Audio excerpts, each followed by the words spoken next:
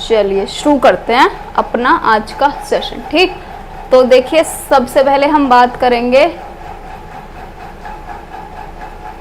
देखो ये जो हमारे स्टेजेस हैं वो कौन से वाले हैं, जो मेन है। आप ना इनको पकड़ के चलेंगे तो आसानी से क्वेश्चन आएगा ना, आप कर जाएंगे। आगे भी बहुत सारे साइंटिस्ट हैं, उन्होंने जो जितने भी स्टेजेस दिए हैं डेवलपमेंट के, इसके इर्द गिर्द ही घूमेंगे सारे के सारे, है ना। तो ये मेन स्टेजेस सबसे पहले अगर आपने पढ़ लिए तो आप आसानी से कर जाओगे। आगे वाले जो है मतलब वो आपको समझने में बहुत ज्यादा ईजीनेस रहेगी। और कई बार क्या होगा, क्वेश्चन ऐसे नॉर्मली ही पूछ लिया जाएगा, किसी साइंटिस्ट का नाम नहीं देंगे, वैज्ञानिक का नाम नहीं देंगे, वो नॉर्मली ऐसे पूछ लेंगे कि अच्छा बताओ अर्ली चाइल्डहुड की एज क्या होती है, अच्छा बताओ इन्फेंसी की एज क्या होती है ना। तो जब वो नॉर्मली पूछे बिना किसी साइंटिस्ट के, तो आपको यहाँ पे ये वाली चीजें याद रख लेनी है, ठीक है, ये वाली। और ये आधुनिक हैं। अगर हम प्राचीन की बात करेंगे ना, प्राचीन टाइम में क्या होता था, तो वहां पे शैशवावस्था को ही 0 से 5 साल का माना जाता था। उसके बाद में हम आगे बात करेंगे। लेकिन अगर हम आधुनिक जो अभी प्रेजेंट टाइम चल रहा है इसके अकॉर्डिंग देखें अगर डेवलपमेंट के स्टेजेस, तो ये वाली सारी की सारी स्टेजेस होती हैं, है ना। अब देखो यहाँ पर हम पढ़ेंगे सबसे पहले स्टेजेस ऑफ डेवलपमेंट। इसका मतलब क्या हुआ, स्टेजेस ऑफ डेवलपमेंट का मतलब बेसिकली क्या है कि जब भी बच्चा का विकास हो रहा होता है तो उसके विकास की पूरी अवस्थाएं जितनी भी हैं उनको हम कितने पार्ट में डिवाइड कर सकते हैं, कितने प्रकारों में डिवाइड कर सकते हैं, बांट सकते हैं, है ना। और किसके बेसिस पे बांटते हैं ये, कि कौन सी अवस्था में बेसिकली क्या क्या होता है, उसके बेसिस पर हम डिवाइड कर देते हैं स्टेजेस, है ना। अब सबसे पहले अगर हम देखेंगे तो ये होता है प्रीनेटल स्टेज या प्रसव पूर्ण वाला जो स्टेज होता है वो। प्रीनेटल या प्रसव पूर्ण हम किसको बोलते हैं, जब बच्चा अपनी मम्मी के पेट में होता है, यानी गर्भ के अंदर होता है ना, अभी उसका जन्म नहीं हुआ है, अभी वो पेट के अंदर ही है, उसको बोलते हैं हम प्रसव पूर्ण, ठीक है। अब ये कौन सी स्टेज होती है, तो ये होती है कंसेप्शन से बर्थ तक। कंसेप्शन से बर्थ का मतलब क्या होता है, कंसेप्शन का मतलब होता है गर्भधारण, ठीक है, गर्भधारण। तो गर्भधारण से यानी जिस समय पे बच्चा अपनी मम्मी के पेट में पहली बार गया है ना, पहली बार गया है, वहां से लेकर के और जब तक उसका जन्म होगा तब तक की, यानी जितना टाइम वो अपनी मम्मी के पेट में रहेगा उसको हम बोलते हैं प्रसव पूर्ण। और ये टाइम कितना होता है, तो ये 9 महीने का टाइम होता है ना। तो आपसे क्वेश्चन कैसे भी करके पूछ लेगा, 9 महीने भी पूछ सकता है और दिन कितने होते हैं ऐसे करके भी पूछ सकता है। अब देखो टोटल टाइम जो होता है वो एक्चुअल में 9 महीने नहीं होता, 9 महीने 10 दिन होता है ना। तो अगर 9 महीने और 10 दिन को अगर आप कैलकुलेट करेंगे तो कितना निकल के आ जाएगा, 280 दिन निकल के आ जाएगा, है ना। तो वो दिन भी पूछ सकता है। तो आप सबको ये तो पता होगा 9 महीने मम्मी के पेट में रहते हैं, है ना। तो ऐसे ध्यान रखो 9 महीने 10 दिन मम्मी के पेट में रहते हैं। तो 9 महीने 10 दिन में टोटल जो दिन होते हैं वो होते हैं 280, यानी एक बच्चा अपनी मम्मी के पेट में 280 दिन तक रहता है, ठीक है।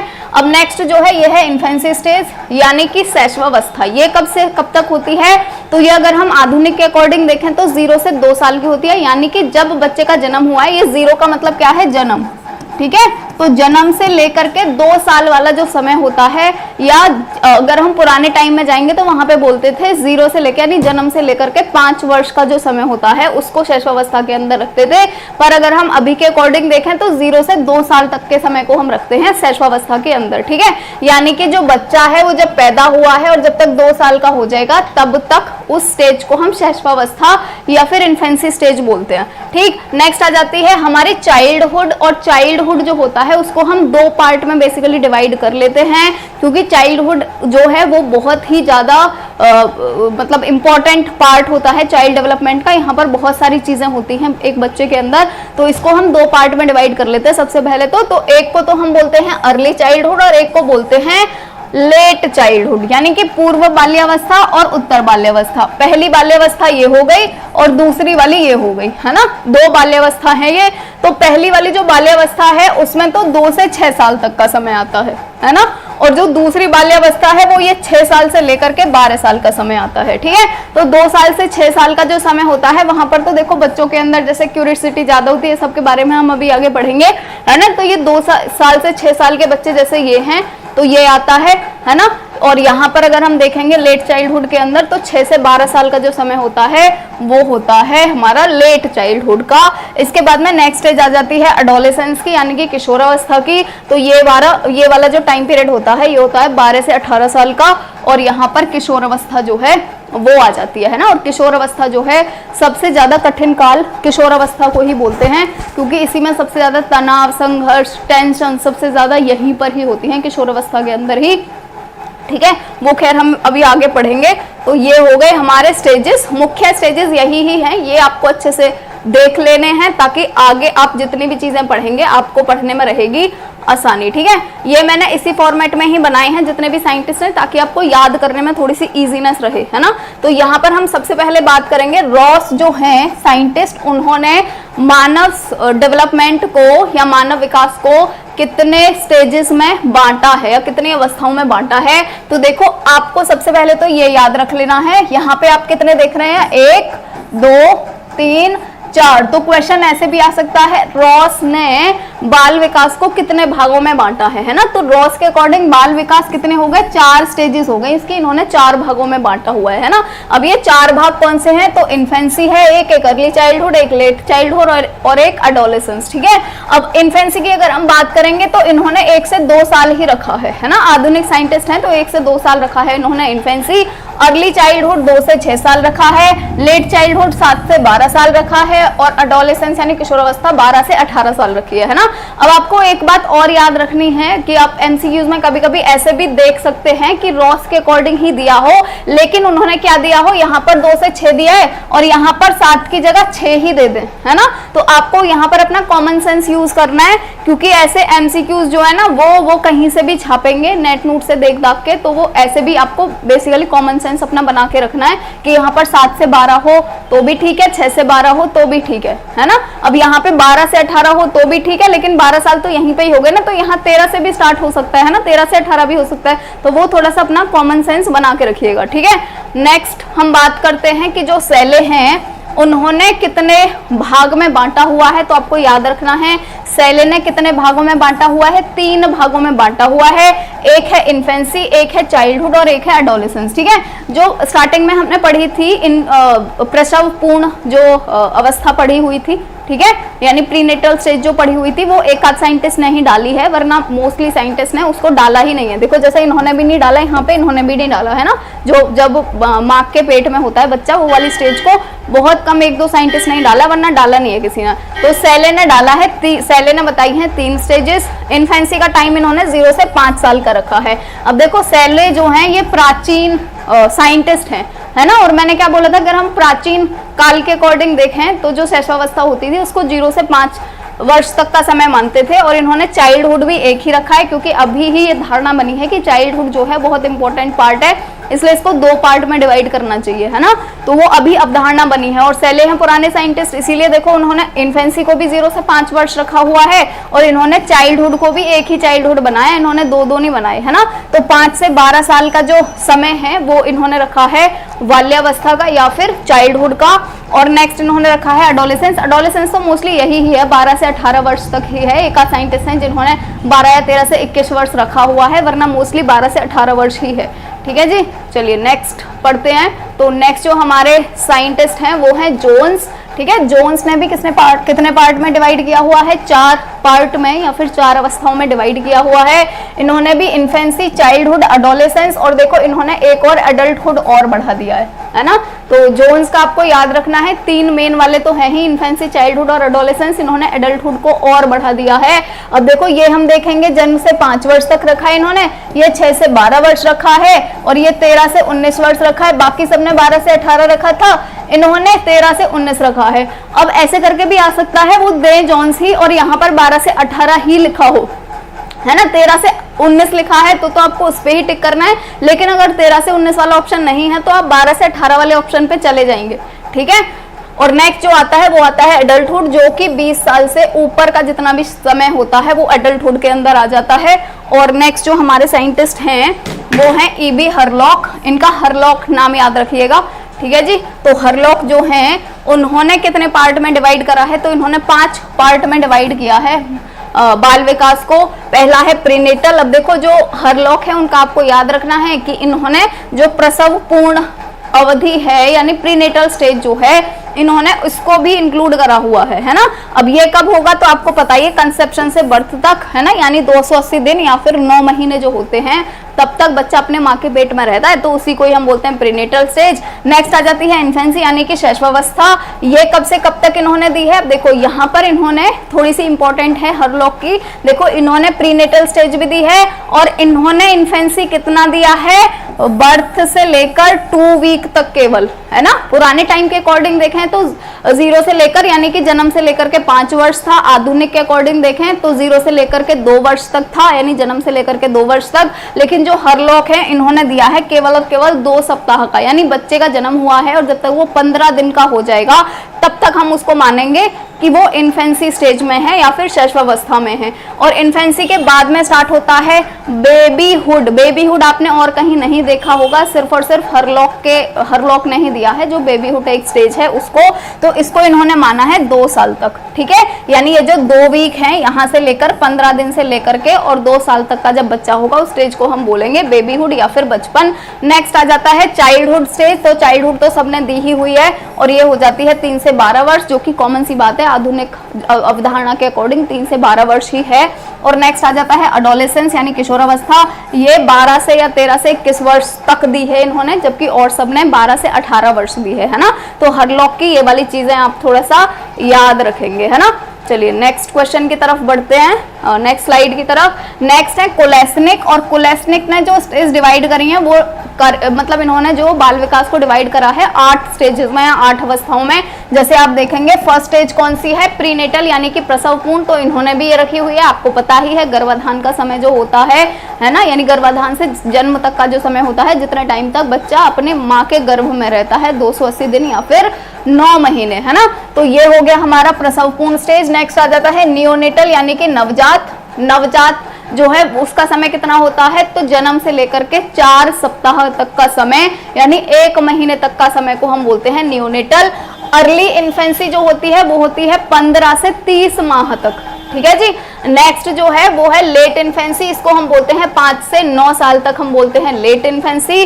फिर आता है अर्ली चाइल्डहुड, ये होता है 30 महीने से लेकर के 5 साल तक। मिडिल चाइल्डहुड, अब इन्होंने चाइल्डहुड को भी देखो 3 में डिवाइड किया है, सबने तब भी 2 में किया था, अर्ली चाइल्डहुड और लेट चाइल्डहुड। इन्होंने एक मिडिल चाइल्डहुड और ऐड कर दिया है चाइल्डहुड अवस्था में। तो अर्ली चाइल्डहुड जो है वो 30 माह से 5 वर्ष तक है, और जो मध्य बाल्यावस्था है वो 5 से 9 वर्ष है, और जो उत्तर बाल्यावस्था है वो 9 से 12 वर्ष है। अडोलेसेंस जो है वो भी इन्होंने 12 से 21 रखा है, 12 से 18 नहीं रखा है ना।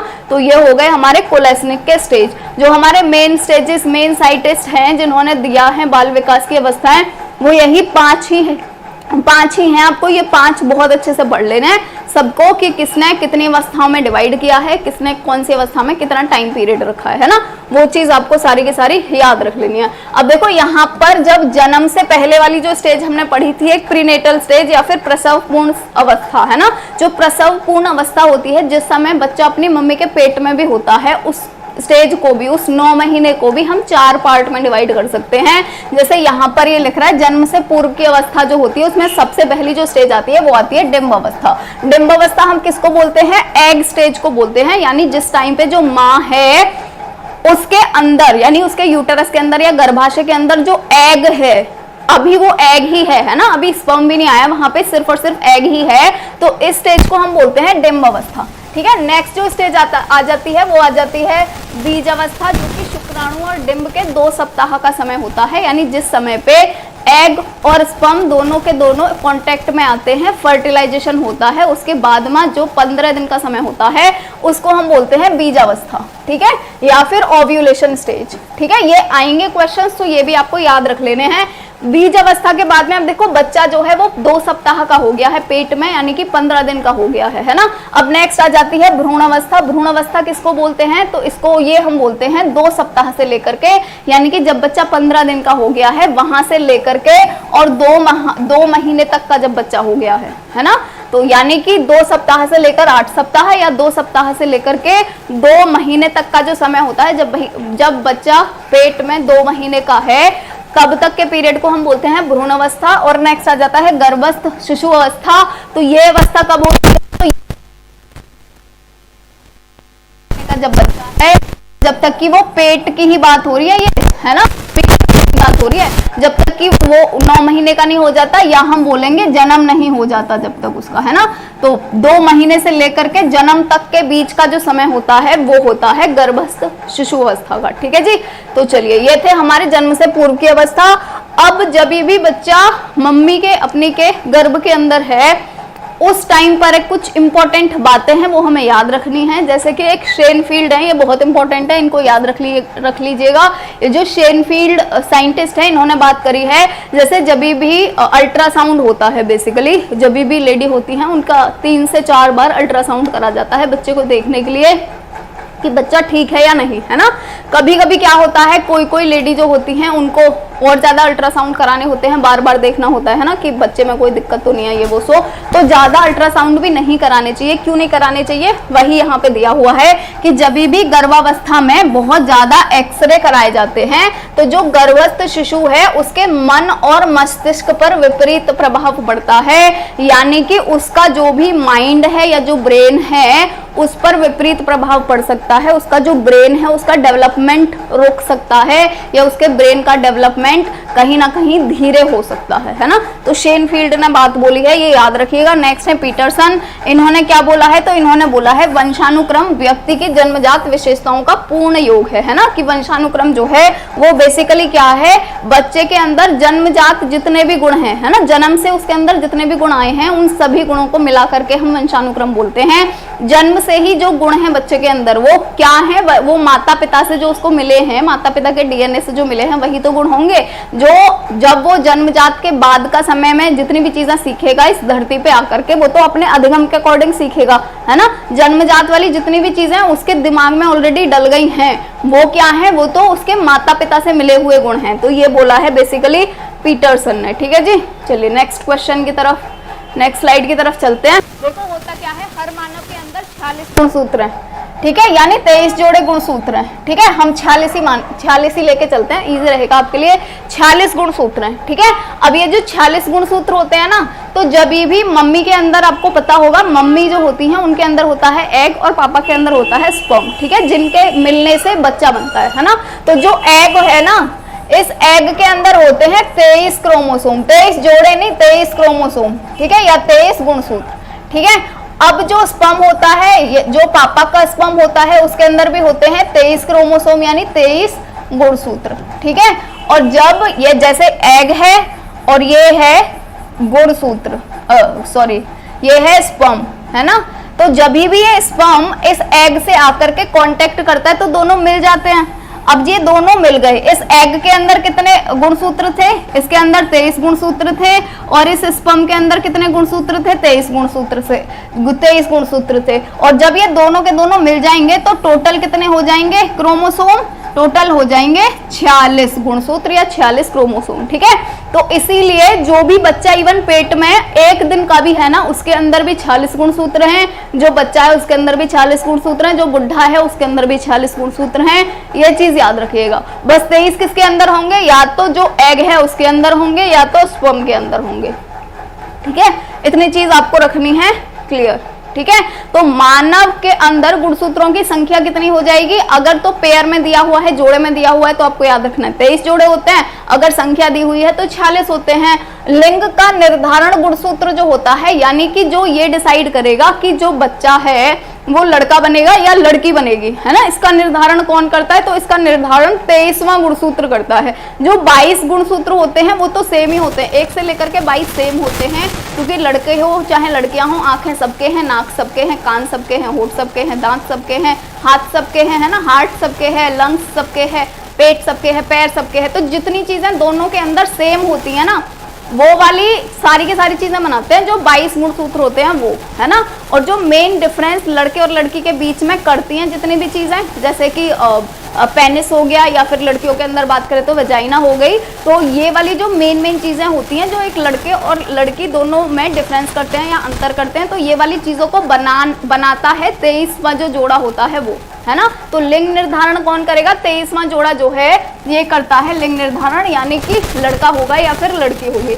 नेक्स्ट है जीव में गुणसूत्रों की संख्या 48 अगर है, जैसे कि होती है, कभी कभी क्या होता है एक क्रोमोसोम के ऊपर एक और क्रोमोसोम ऐड हो जाता है तो गुणसूत्र की संख्या कितनी हो गई, 48 हो गई। 46 होनी चाहिए, अभी 2 गुणसूत्र ज्यादा हो गए है ना, तो ना तो कम होने चाहिए ना ही ज्यादा होने चाहिए, है ना। अगर ज्यादा हो जाते हैं 2 तो क्या होता है, बच्चा सामान्य शारीरिक संरचना का बन जाता है, क्योंकि कुछ और उसमें ऐड हो जाएंगी चीजें, इसीलिए शारीरिक संरचना जो है यानी उसका जो बॉडी है वो डिफरेंट बन जाएगा, है ना। नेक्स्ट है, जन्म के समय बच्चे का रोना जो होता है ये क्या करता है, तो फर्स्ट जो काम होता है बच्चे के रोने से वो होता है जो ब्लड सर्कुलेशन होता है वो बढ़ जाता है, यानी रक्त प्रवाह बढ़ जाता है। दूसरा जो काम होता है वो होता है जो श्वसन क्रिया होती है वो बढ़िया हो जाती है, वो मतलब बढ़ जाती है ना। तो पहला काम रक्त प्रवाह और दूसरा काम श्वसन क्रिया, दोनों के लिए। अगर तो ऑप्शन में दोनों करके दिया हुआ है ए और बे दोनों, तो आप दोनों पे टिक लगाओगे, और अगर ऑप्शन में दोनों दे रखे हैं लेकिन ए और बे नहीं दिया हुआ है तो आप रक्त प्रवाह वाले ऑप्शन पे जाओगे, क्योंकि पहला काम या प्राइमरी जो फंक्शन होता है वो रक्त प्रवाह ही होता है ना। नेक्स्ट है, नवजात शिशु में दृष्टि संवेदना का विकास कब होता है। दृष्टि संवेदना का मतलब क्या हुआ, वो देखने कब लगता है, ठीक है। तो देखने कब लगता है, बच्चा जन्म के तुरंत बाद ही देखने लगता है, उसकी जो आंखें हैं जन्म के तुरंत बाद काम करना शुरू कर देती हैं। नेक्स्ट है, जन्म के प्रथम सप्ताह में शिशु के हृदय की धड़कन कितनी होती है, यानी जब पहले हफ्ता में होता है बच्चा जन्म के बाद तो उसकी जो हृदय की धड़कन होती है बहुत फास्टली बीट करती है ना। वैसे 72 होती है हम लोगों की जो नॉर्मल इंसान होते हैं, लेकिन बच्चे की देखोगे तो 130 होती है ना। नेक्स्ट है, रंग विभेदीकरण का प्रत्यय जो होता है, रंग विभेदीकरण का मतलब क्या हुआ कि रंगों को अलग अलग पहचानना, कि ये हरा रंग है, ये लाल रंग है, ये गुलाबी रंग है ना, ये सफेद रंग है। तो ये वाली जो चीज है ये बच्चे कब सीख पाते हैं, तो ये 3 वर्ष की आयु में सीख पाते हैं, है ना।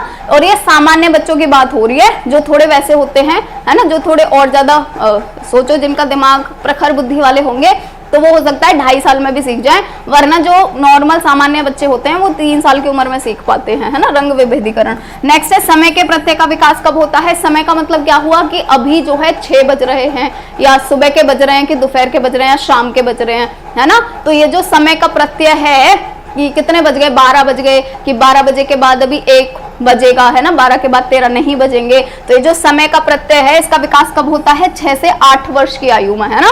6 से 8 वर्ष की आयु सामान्य है, वरना बच्चे जो हैं कुछ वो 4 या 5 वर्ष की आयु में भी सीख जाते हैं, जो प्रखर बुद्धि वाले होते हैं। नेक्स्ट है, हिंदी के अक्षर जो होते हैं जैसे आ से लेकर के ज्ञानी तक, इनकी पहचान बच्चे को कब होती है। इंग्लिश की पहचान तो बच्चे को बहुत जल्दी हो जाती है, 2.5 साल का बच्चा भी होता है वो तभी से ही पहचानना शुरू कर देगा। 3 साल का बच्चा तो आराम से पहचान लेता है, जो इंग्लिश के होते हैं यानी ए से लेकर जेड तक जो चीजें होती हैं वो बच्चा आसानी से पहचान लेता है। पर जो हिंदी के होते हैं क्योंकि वो थोड़े से कठिन होते हैं तो बच्चा उनको पहचानने कब लगता है, 4 वर्ष की आयु में, है ना। ऐसा नहीं है कि वो आसे अनार आसे आम भी नहीं पढ़ पाएगा, ऐसा नहीं है, पढ़ तो पाएगा, लेकिन अगर आपको उसको बीच में से पूछेंगे कि ये छह छतरी है या ये झ झंडा है, तो मतलब झा है या चा है या टा है, तो वो चीजें बच्चा 4 साल की उम्र में अच्छे से सीख पाएगा। ठीक है जी, चलिए नेक्स्ट बात करते हैं, शिशु के जन्म के समय क्या क्या होता है। तो जन्म के शिशु के समय देखो, शरीर की कुल लंबाई का जो सिर होता है, यानी सिर जो होता है, आपने देखा होगा बच्चे जो हैं उनकी जो पूरा का पूरा बॉडी है सिर से नीचे वाला वो इतना बड़ा नहीं होता, जबकि उनका सिर बहुत बड़ा होता है जन्म के समय, है ना। तो शरीर की कुल लंबाई का 20% होता है उनका सिर।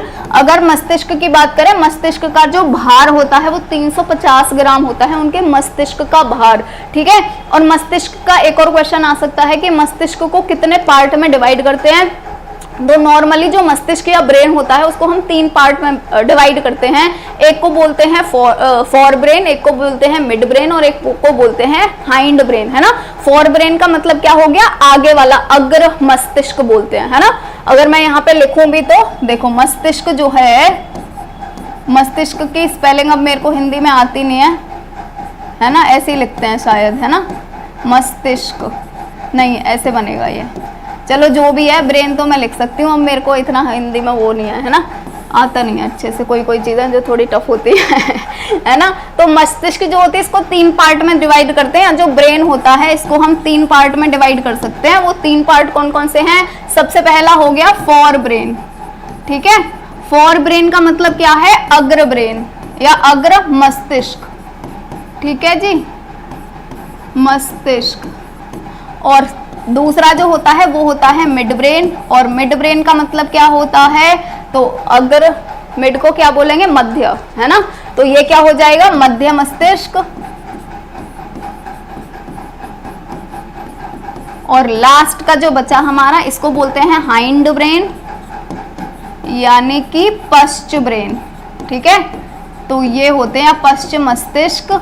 तो ये आपको है ना, ये नहीं पूछेगा वो कि कौन कौन से होते हैं, आपको ये याद रखना है 3 होते हैं, है ना, क्योंकि ये तो बहुत ज्यादा डिटेल में चला जाएगा, उतने डिटेल में नहीं आएगा, आपको याद रखना है 3 होते हैं मस्तिष्क के पार्ट या मस्तिष्क के भाग, ठीक। नेक्स्ट है औसत भार की, अगर हम बात करें कि एक बच्चे का औसत भार कितना होता है, बच्चे का पूरे का, है ना, तो 5 से 8 पाउंड का होता है एक बच्चा, और अगर उसकी लंबाई की बात करें तो 20 इंच का होता है बच्चा जब पैदा होता है ना। हड्डियों की बात करें तो 270 हड्डियां होती हैं एक बच्चे के अंदर, और अगर आप बड़े के अंदर देखोगे ना तो कितनी होती हैं, बड़े के अंदर होती हैं 206, ठीक है, बड़े के अंदर होती हैं 206। अब ऐसा क्यों होता है उसका भी रीजन बताती हूँ। जैसे जो 270 हड्डियां ये 206 में कैसे बदल जाती हैं, तो जो बच्चा होता है ना उसके अंदर जो हड्डियां होती हैं वो सारी की सारी अलग अलग होती हैं। फिर क्या होता है, जैसे जैसे वो धीरे धीरे बड़ा होता जाता है तो कुछ हड्डियां ऐसी होती हैं, 2 हड्डियां मिल करके ज्वाइंट होकर के एक हड्डी बना लेती हैं, है ना, ऐसे बहुत सारी हड्डियां आपस में मिल जाती हैं, दो हड्डियां होती हैं वो मिल करके एक बना लेती हैं, बहुत सारी हड्डियां, सारी नहीं, मतलब 270 में से कुछ हड्डियां ऐसी होती हैं जो कि 2 मिलकर के एक हड्डी बना लेती हैं, इसीलिए जब बड़े होते हैं तो कितनी रह जाती हैं हड्डियां, 206। नेक्स्ट है बालक के विकास की मुख्य अवस्थाएं जो हैं वो कौन कौन सी हैं, शैशवावस्था, बाल्यावस्था, किशोरावस्था, सबके बारे में आपने पढ़ा है, तीनों की तीनों मुख्य अवस्थाएं हैं, डी ऑप्शन जो है वो हो जाएगा करेक्ट। रॉस के अनुसार शैशवावस्था का समय है, रॉस जो है उन्होंने कितना दिया था, तो रॉस ने जन्म से 2 वर्ष तक दिया था, रॉस आधुनिक वैज्ञानिक हैं तो इन्होंने 2 वर्ष तक का दिया था। रॉस ने बाल्यावस्था को कितने भागों में बांटा हुआ है, तो बाल्यावस्था को इन्होंने कितने भागों में बांटा हुआ है, 2 भागों में। कौन कौन से 2 भागों में, तो एक है बाल्यावस्था, अर्ली चाइल्डहुड बोलते हैं जिसको, है ना, और एक है लेट चाइल्डहुड, ठीक है, उत्तर बाल्यावस्था लेट चाइल्डहुड को बोलते हैं, पूर्व बाल्यावस्था जो है वो जो प्री चाइल्डहुड है उसको बोलते हैं, है ना। अभी आ गया क्वेश्चन, रॉस के अनुसार अगर पूर्व बाल्यकाल जो है या पूर्व बाल्यावस्था जो है वो टाइम पीरियड कितने का है ना, तो 2 से 6 वर्ष का जो टाइम पीरियड है वो रॉस ने रखा है पूर्व बाल्यावस्था के लिए। 2 से 6 वर्ष की अवस्था क्या कहलाती है, पूर्व बाल्यावस्था कहलाती है, यही क्वेश्चन है, लैंग्वेज बस थोड़ी सी डिफरेंट हो गई है, ठीक। नेक्स्ट है रॉस के अनुसार उत्तर बाल्यावस्था की आयु सीमा जो है वो कितनी है, तो 7 से 12 वर्ष है, डी ऑप्शन जो है वो हो जाएगा हमारा यहाँ पे करेक्ट ऑप्शन, ठीक। नेक्स्ट क्वेश्चन की तरफ बढ़ेंगे, तो नेक्स्ट जो क्वेश्चन है वो है शैले के अनुसार बाल विकास की कितनी अवस्थाएं। अगर हम शैले की बात करेंगे तो शैले ने 3 अवस्थाएं दी हुई हैं, तो सा ऑप्शन जो है हमारा वो हो जाता है यहाँ पे करेक्ट ऑप्शन। नेक्स्ट है सामान्यतः अथवा शैले के अनुसार बाल्यावस्था का जो समय है वो कितना है ना। अगर हम सामान्यतः देखें, यानी सामान्यतः का मतलब क्या है, जो फर्स्ट स्लाइड आपको दिखाई थी, है ना, से जिसके और या फिर शैले के अनुसार जो बाल्यावस्था है उसका समय कितना है, तो 5 से 12 वर्ष का जो समय है उसको ही हम मानते हैं बाल्यावस्था का समय, चाहे वो शैले के अनुसार हो और चाहे वो जनरली हो, सामान्यतः हो, है ना। नेक्स्ट क्वेश्चन की तरफ बढ़ेंगे, तो नेक्स्ट क्वेश्चन है शैले के अनुसार किशोर अवस्था जो होता है उसका समय कितना होता है। किशोर अवस्था का तो समय मोस्टली सबके अकॉर्डिंग 12 से 18 वर्ष ही होता है, सामान्यतः भी इतना ही होता है और बहुत सारे साइंटिस्ट के अकॉर्डिंग भी इतना ही होता है, ठीक। नेक्स्ट है अर्नेस्ट जोन्स ने विकास की अवस्थाओं को बांटा है, कितने भागों में बांटा है, जोन्स ने 4 भागों में बांटा है। हरलॉक के अनुसार जो शैशवावस्था है वो कितनी है, तो हरलॉक ने सारी की सारी चीजें कुछ अलग अलग दी हुई थी, है ना, आपको याद रखना है ये। तो इन्होंने जन्म से 2 सप्ताह तक का जो पीरियड था उसको ही इंक्लूड करा था शैशवावस्था के अंदर, ठीक। चलिए नेक्स्ट क्वेश्चन की तरफ बढ़ेंगे, तो नेक्स्ट जो क्वेश्चन है वो है हरलॉक के अनुसार बाल्यावस्था जो होती है वो कितनी होती है, तो 3 से 12 वर्ष की जो आयु होती है उसको हरलॉक ने डाला है बाल्यावस्था के अंदर, ठीक। नेक्स्ट है कोलेसनिक ने विकास की प्रक्रिया को कितने भागों में बांटा है, तो कोलेसनिक ने 8 भागों में बांटा था, सबसे ज्यादा बड़े जो हैं बड़े भागों में इन्होंने ही बांटा है ना। लास्ट स्लाइड पढ़ी थी हमने कोलेसनिक वाली। नेक्स्ट क्वेश्चन है, तो नेक्स्ट जो हमारा क्वेश्चन है वो है कोलेसनिक ने मानव विकास को कितने भागों में बांटा हुआ है ना, वही सेम क्वेश्चन है, 8 भागों में बांटा हुआ है, लैंग्वेज डिफरेंट हो गई है बस। नेक्स्ट है कुलेस्निक ने किशोर अवस्था की उम्र सीमा जो है वो कितनी बताई है, तो इन्होंने 12 से 21 बताई थी, 12 से 18 नहीं बताई थी। ठीक है, तो ये आपको जो जैसे मैं बता रही थी कुछ साइंटिस्ट ने जो डिफरेंट चीजें रखी है ना, आपको वो याद रखनी है। इन्होंने 12 से 21 बताया है, 12 से 18 इन्होंने नहीं बताया था। ठीक, चलिए नेक्स्ट क्वेश्चन की तरफ बढ़ते हैं। तो नेक्स्ट क्वेश्चन है वॉटसन ने बाल विकास को कितने भागों में बांटा है, तो वॉटसन जो है इन्होंने बांटा है 7 भागों में। ठीक, नेक्स्ट है बाल विकास को कितने भागों में बांटा गया है। अगर हम नॉर्मली देखें बाल विकास को तो 3 ही भाग होते हैं इसके, एक होता है शैशवावस्था, एक होता है बाल्यावस्था, एक होता है किशोर अवस्था, है ना, यानी इन्फेंसी, चाइल्डहुड एंड एडोलेसेंस, ये 3 मेन स्टेज होती हैं। नेक्स्ट है बाल विकास की मुख्य अवस्थाएं जो हैं वो कौन सी हैं, यही ही आगे जो मैं इन 3 अवस्थाओं के बारे में बात करी थी, तीनों ये रही, यानी ये सभी जो है वो हो जाएगा हमारा यहाँ पे करेक्ट ऑप्शन। ठीक है जी, चलिए नेक्स्ट क्वेश्चन की तरफ बढ़ते हैं।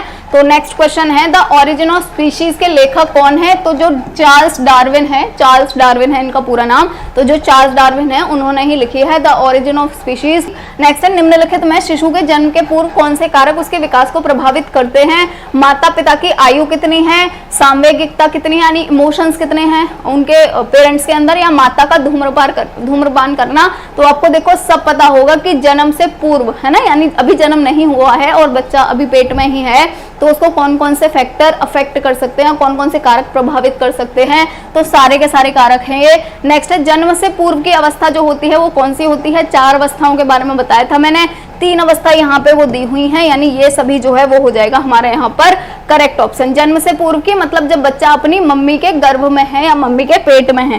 ठीक, नेक्स्ट क्वेश्चन की तरफ बढ़ेंगे। जो बीज अवस्था होती है यानी पीरियड ऑफ ओव्यूलेशन जो होता है वो कितना होता है, तो जब भी शुक्राणु और जो डिंब है यानी कि जब भी स्पर्म और एग मिलेंगे और फर्टिलाइजेशन होगा उसके बाद में जो 15 दिन का समय होगा, यानी जब बच्चा गर्भ के अंदर 15 दिन तक का है, उस टाइम पीरियड को हम क्या बोलते हैं, बीज अवस्था बोलते हैं या फिर पीरियड ऑफ ओव्यूलेशन बोलते हैं। ठीक, नेक्स्ट है जो भ्रूण अवस्था होती है वो कितनी होती है, तो बीज अवस्था के तुरंत बाद आती है भ्रूण अवस्था, यानी कि 2 सप्ताह से लेकर के और 8 सप्ताह का समय, यानी 15 दिन से लेकर के 2 महीने का जो समय होता है, इस तरीके से भी आ सकता है, तो आपको दोनों चीजें याद रख लेनी है ना, 15 दिन से 2 महीने तक का समय या फिर 2 सप्ताह से 8 सप्ताह तक का जो समय होता है उसको हम बोलते हैं भ्रूण अवस्था। ठीक, चलिए नेक्स्ट क्वेश्चन की तरफ बढ़ेंगे। तो नेक्स्ट क्वेश्चन है कि जो शिशु का भ्रूण अवस्था होता है वो कौन सा समय होता है ना। अब जैसे कि मैंने आपको थोड़ी देर पहले ही बोला था कि 2 महीने आ जाए या 4 सप्ताह आ जाए, बात एक ही है ना। तो देखो गर्भ स्थिति के 2 माह तक का जो समय होता है वो होता है भ्रूण अवस्था। और नेक्स्ट जो हमारा क्वेश्चन है वो है गर्भावस्था में अत्यधिक एक्सरे के कारण गर्भस्थ शिशु के मन मस्तिष्क पर विपरीत प्रभाव पड़ता है। किसने बोला था, ये शेनफील्ड ने बोला था। ठीक, चलिए नेक्स्ट क्वेश्चन की तरफ बढ़ेंगे। तो नेक्स्ट क्वेश्चन है किसका कथन है वंशानुक्रम व्यक्ति की जन्मजात विशेषताओं का पूर्ण योग है, ये किसने बोला था, पीटरसन ने बोला था। आ ऑप्शन हो जाएगा हमारा यहाँ पे करेक्ट ऑप्शन। ठीक, चलिए नेक्स्ट क्वेश्चन है वंश परंपरा के मुख्य वाहक जो होते हैं वो क्या होते हैं, तो मुख्य वाहक होते हैं जीन्स, है ना। अब देखो आपको पता होगा वंश परंपरा या फिर वंशानुक्रम एक ही चीज है, या आनुवांशिकता बोल दें, वंशानुक्रम या फिर एक और चीज क्या बोल सकते हैं, इसी को ही हम आनुवांशिकता, है ना। इन सब का एक ही मतलब है, इन सब का एक ही मतलब है ना। और जो आनुवांशिकता या वंशानुक्रम या फिर वंश परंपरा, ये मतलब जो मम्मी पापा के गुण अपने बच्चों में आते हैं उनको, उनकी बात हो रही है। तो ये वाले गुण कैसे आते हैं, है ना। तो कैसे आते हैं, ये देखो जो डीएनए होता है ना, ये हो गया डीएनए।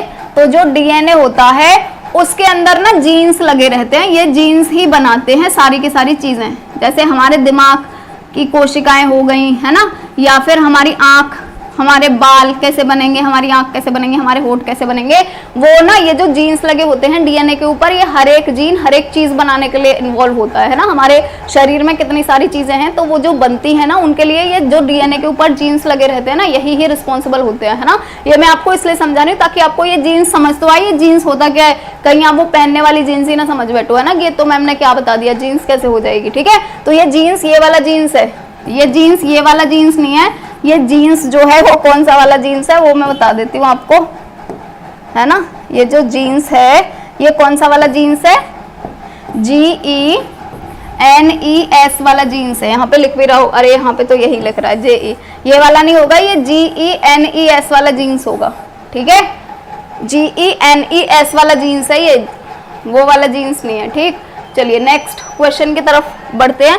तो नेक्स्ट जो क्वेश्चन है वो है नए जीव में गुणसूत्रों की संख्या कितनी होती है? तो ये आपको पता होगा 46 होती है। यहाँ पे अगर 23 जोड़े भी दे रखे हैं तो भी आपको इसी पे ही जाना है ना, 23 जोड़ा या फिर 46, और 46 जोड़े पे टिक मत करके आ जाना, ठीक है। 46 दिया हुआ होगा या तो 23 जोड़े। नेक्स्ट है लिंग का निर्धारण गुणसूत्र का कौन सा जोड़ा करता है? तो ये आपको पता होगा जो लास्ट वाला जोड़ा होता है, यानी 23वां जोड़ा होता है, सबसे लास्ट वाला, वही ही डिसाइड करता है कि लड़की बनेगी या फिर लड़का बनेगा, है ना। चलिए नेक्स्ट क्वेश्चन है जीव में गुणसूत्रों की संख्या 48 होने पर बच्चा कैसा हो जाता है? उसकी शारीरिक संरचना जो है, यानी जो उसका शरीर है वो थोड़ा सा अजीब सा बन जाएगा, ठीक। चलिए नेक्स्ट क्वेश्चन की तरफ बढ़ेंगे। तो नेक्स्ट क्वेश्चन है जन्म के समय बच्चे का रोना, यानी जन्म के समय जब बच्चा रोता है उससे क्या हो जाता है? तो उससे रक्त प्रवाह बढ़ जाता है, यानी कि जो ब्लड सर्कुलेशन है वो इंक्रीज हो जाता है, ठीक। चलिए नेक्स्ट क्वेश्चन है नवजात शिशु में दृष्टि संवेदना का विकास कब होता है? सारी की सारी चीजें मैंने बताई हुई हैं आपको। जन्म के तुरंत बाद ही बच्चा देखने लगता है, यानी उसकी जो दृष्टि संवेदना है, दृष्टि का मतलब क्या होता है? देखना, है ना। नेक्स्ट है जन्म के प्रथम सप्ताह में शिशु के हृदय की धड़कन कितनी होती है? 130 होती है। ये क्वेश्चन भी हम ऑलरेडी कर चुके हैं, ठीक। नेक्स्ट है प्रत्यय विकास को कौन प्रभावित करता है? यानी कि जो सफिक्स डेवलपमेंट होता है, प्रत्यय का मतलब बेसिकली कॉन्सेप्ट होता है ना। जो कॉन्सेप्ट होता है उसका डेवलपमेंट कौन करता है या प्रत्यय विकास को कौन प्रभावित करता है? चिंतन, यानी कि सोचना। देखो जो भी थर्ड सेमेस्टर में मैं पढ़ाती हूँ, मैं उन बच्चों को हमेशा बोलती हूँ कि जो जितने अच्छे तरीके से सोच सकता है, जो जितनी अच्छी तरह से चिंतन कर सकता है ना, उसकी बुद्धि उतनी ही ज्यादा तेज है ना। किसी भी चीज के ऊपर हम कितने अच्छी तरीके से सोच पाते हैं उसके ऊपर ही डिपेंड करेगा हमारे अंदर कितना दिमाग है। जिनके अंदर ज्यादा दिमाग है वो अच्छी तरह सोच सकते हैं, जिनके अंदर कम दिमाग है वो अच्छी तरह नहीं सोच सकते, है ना। तो जो हमारी सोचने की शक्ति होती है ना, वही बुद्धि होती है, ये समझ लीजिए, है ना। तो चिंतन यानी कि सोचना, सामाजिक पर्यावरण ये भी वो करेगा, है ना। जैसे कि अगर सोचो आसपास सारे बेवकूफी भरे पड़े हैं तो कॉन्सेप्ट उसके कैसे क्लियर होंगे, है ना। जब आसपास में बातें ही हो रही हैं बढ़िया बढ़िया और एकदम लॉजिक वाली, तो बच्चा जो है वो भी ऑब्वियसली लॉजिकली ही बन जाएगा, है ना। और नेक्स्ट है परिपक्वता, यानी बच्चे की मैच्योरिटी कितनी है? तो देखो बच्चा जो भी सीखता है वो अपनी मैच्योरिटी के अकॉर्डिंग सीखता है। ऐसा नहीं है बच्चा 3 साल का है और आप उसको सीधा सेंटेंस सिखाने लग जाएंगे, वो नहीं सीख पाएगा, है ना, क्योंकि उसके अंदर भी उतनी मैच्योरिटी नहीं हुई है।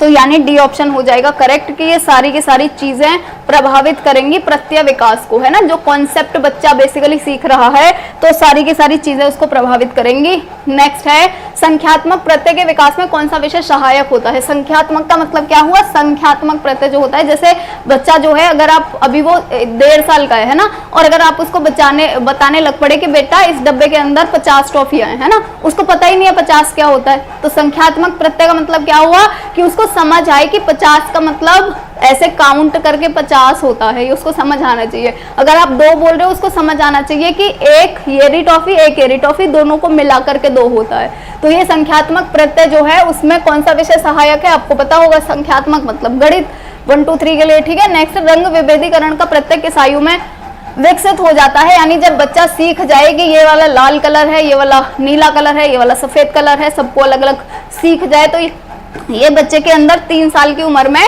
नॉर्मल जो बच्चा होता है उसके अंदर 3 साल की उम्र में ये वाली चीजें आ जाती हैं, ठीक। नेक्स्ट है जो समय का प्रत्यय होता है, यानी कि अभी समय क्या है ना, 4 बज रहे हैं शाम के, या दोपहर के 12 बज रहे हैं, या सुबह के 4 बज रहे हैं, सुबह के 7 बज रहे हैं। तो ये वाला जो चीज है बच्चे के अंदर कब आता है? 6 से 8 महीने के अंदर आता है।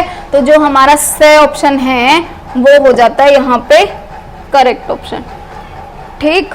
तो यहाँ पे जो स ऑप्शन है वो हो जाएगा करेक्ट। नेक्स्ट है हिंदी के अक्षरों को बालक किस आयु में पहचानने लगते हैं? 4 वर्ष की आयु में पहचानने लगते हैं। सारी की सारी चीजें आप ऑलरेडी कर चुके हो, है ना, तो आपको अच्छे से समझ आ जाने चाहिए। ऐसे क्वेश्चन आने और क्या आना है एग्जाम में, ठीक। नेक्स्ट है शिशु के जन्म के समय शिशु के शरीर की कुल लंबाई का कितना प्रतिशत होता है? 20% होता है। जो हमारा डी ऑप्शन है वो यहाँ पे हो जाता है करेक्ट। नेक्स्ट है जन्म के समय शिशु के मस्तिष्क का भार कितना होता है? 350 ग्राम होता है। बी ऑप्शन जो है वो हो जाएगा हमारा यहाँ पर करेक्ट ऑप्शन, ठीक। नेक्स्ट है मानव मस्तिष्क को कितने मुख्य भागों में बांटा जाता है? तो जैसा कि मैं बोल रही थी, याद रखिएगा कि कितने भागों में बांटा जा सकता है, ये इंपॉर्टेंट है। वो नहीं पूछेगा वो कि हाइंड ब्रेन, मिड ब्रेन और फोर ब्रेन, ये 3 होते हैं, वो ये पूछेगा बस कितने होते हैं, है ना।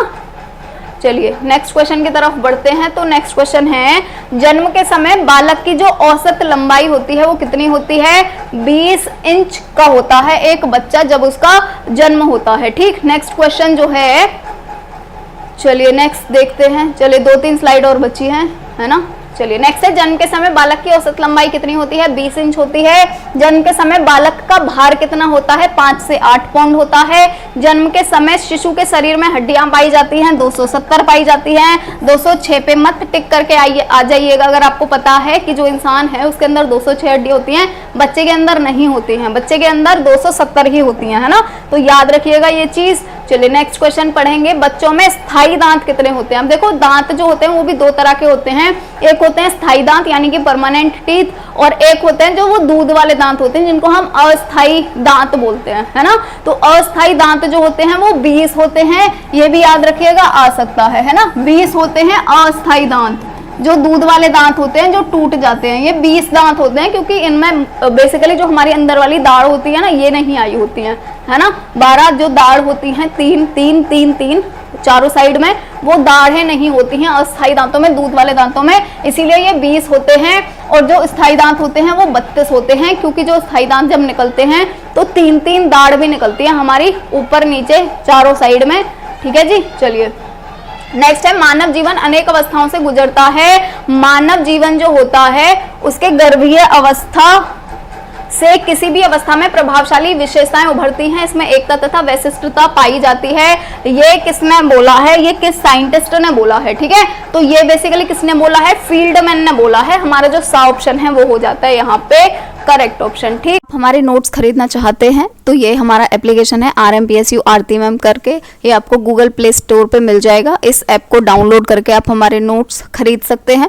बीएड फर्स्ट सेमेस्टर के जितने भी आपके सब्जेक्ट हैं, BD 101, 102, 103, 105, 105 में जो कि एनवायरमेंटल स्टडीज के आपको ये एनवायरमेंटल एजुकेशन के नोट्स मिलेंगे। ये जो नोट्स होंगे वैसे ही होंगे जैसे हम यहाँ यूट्यूब पर पढ़ाते हैं, वैसे ही होंगे सेम नोट्स, जिसमें कि आपको शॉर्ट नोट्स मिलेंगे और प्लस MCQs मिलेंगे। शॉर्ट नोट्स इसलिए दिए हुए हैं ताकि आपको अच्छे से क्लियर हो जाए कॉन्सेप्ट, है ना, तभी आप MCQs को अच्छे से लगा पाएंगे। तो यहाँ पे शॉर्ट नोट्स और MCQs दोनों चीजें मिलेंगी, हिंदी प्लस इंग्लिश दोनों लैंग्वेजेस में। इसके अलावा इस कोर्स में आपको और क्या क्या मिलने वाला है? तो इस कोर्स में आपको मिलने वाले हैं ये नोट्स और MCQs तो मिलने ही वाले हैं। जो MCQs हैं वो विद आंसर और विदाउट आंसर दोनों मिलेंगे। पहले विद आंसर वाले अच्छे से पढ़ लीजिए, उसके बाद फिर आप लगाइए कि आपके कितने अच्छे निकलते हैं। वो विदाउट आंसर वाले भी मिलेंगे तो उसमें आप ये पता कर सकते हैं कि आप कितने सही कर पा रहे हैं। और इसके अलावा एक और बहुत अच्छी चीज इस बार दे रहे हैं, वो होने वाली है आपका क्विज। ठीक है, क्विज होने वाली है, और ये जो क्विज होने वाली है इसमें क्या होगा? तो इसमें एक यूनिट के जो सबसे ज्यादा इंपॉर्टेंट 50 क्वेश्चंस हैं उनकी क्विज बना के डालेंगे।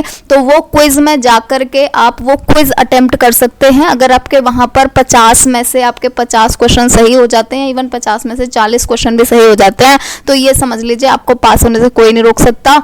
ठीक है, क्योंकि बहुत ज्यादा जो इंपॉर्टेंट क्वेश्चंस हैं एक यूनिट के 50, है ना, वो वाले क्वेश्चंस हम देंगे। वहाँ यूनिट वाइज क्विज होगी, तो यूनिट फर्स्ट को अच्छे से पढ़िए, उसके बाद में फिर आप जो MCQs हैं उनको पढ़िए। उनको पढ़ने के बाद में फिर आपको सारे कॉन्सेप्ट क्लियर हो जाने हैं, और उसके बाद में फिर आप क्विज लगा करके जाइए। ठीक है, क्योंकि बहुत ज्यादा इंपॉर्टेंट है ये क्विज को करना। तो ये क्विज भी आपको मिलेगी इसी के अंदर ही। तो ये सारी की सारी चीजें आपको मिलने वाली हैं 300 रुपीज में। ठीक है, तो अगर आप ये परचेज करना चाहते हैं तो ये एप्लीकेशन है, यहाँ पर जाकर आप परचेज कर सकते हैं। ठीक, देखो जो बाल विकास की अवस्थाएं होती हैं हमने पहले ही पढ़ लिया है। जो 3 अवस्थाएं होती हैं वो सबसे ज़्यादा इंपॉर्टेंट होती हैं, जिनमें से पहला होता है शैशवावस्था जिसको हम इन्फेंसी बोलते हैं, दूसरा होता है चाइल्डहुड जिसको कि हम बाल्यावस्था बोलते हैं, और तीसरा होता है एडल्टहुड या फिर अडोलेसेंस, है ना। अडोलेसेंस के बाद आता है वैसे अडल्टहुड, पहले अडोलेसेंस आता है। तो फिर तीसरी जो मेन इंपॉर्टेंट बाल विकास की अवस्था होती है वो होती है अडोलेसेंस यानी कि किशोर अवस्था।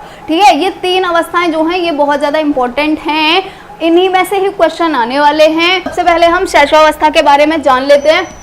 तो शैशवावस्था जो है उसके बारे में कुछ साइंटिस्टों ने ये बोला है कि ये 0 से 5 वर्ष तक की अवस्था होती है, यानी कि जन्म से लेकर के 5 वर्ष तक की। ठीक है, जो पुराने साइंटिस्ट थे उन्होंने बोला है 0 से लेकर के 5 वर्ष तक की, पर जो नए आधुनिक वैज्ञानिक हैं उन्होंने बोला है 0 से 2 वर्ष तक की होती है, यानी जन्म से लेकर के 2 वर्ष तक की जो आयु होती है वो शैशवावस्था के अंदर आती है। ठीक है, अब देखो इसमें होता क्या है शैशवावस्था में, अब आपको ये पता चल गया, या तो 2 या 0 से 5 वर्ष तक के जो बच्चे होते हैं ना उनकी आयु होती है शैशवावस्था। तो अब अगर क्वेश्चन आ भी जाए कैसा भी, आपको पता भी नहीं है ना, आप लॉजिकली उसका आंसर लगा सकते। कैसे लगा सकते उसके बारे में डिस्कस करते हैं। देखो जैसे फर्स्ट हमारा जो इसका है शैशवावस्था के अंदर क्या क्या होता है, तो पहली चीज है इंद्रियों और अनुकरण द्वारा सीखता है बच्चा, है ना। अब इंद्रियां क्या होती हैं, तो इंद्रियां या फिर सेंस क्या होते हैं, तो सबको पता होगा 5 सेंस होते हैं हर किसी के अंदर। जैसे आंखों से हम देखते हैं, कानों से हम सुनते हैं,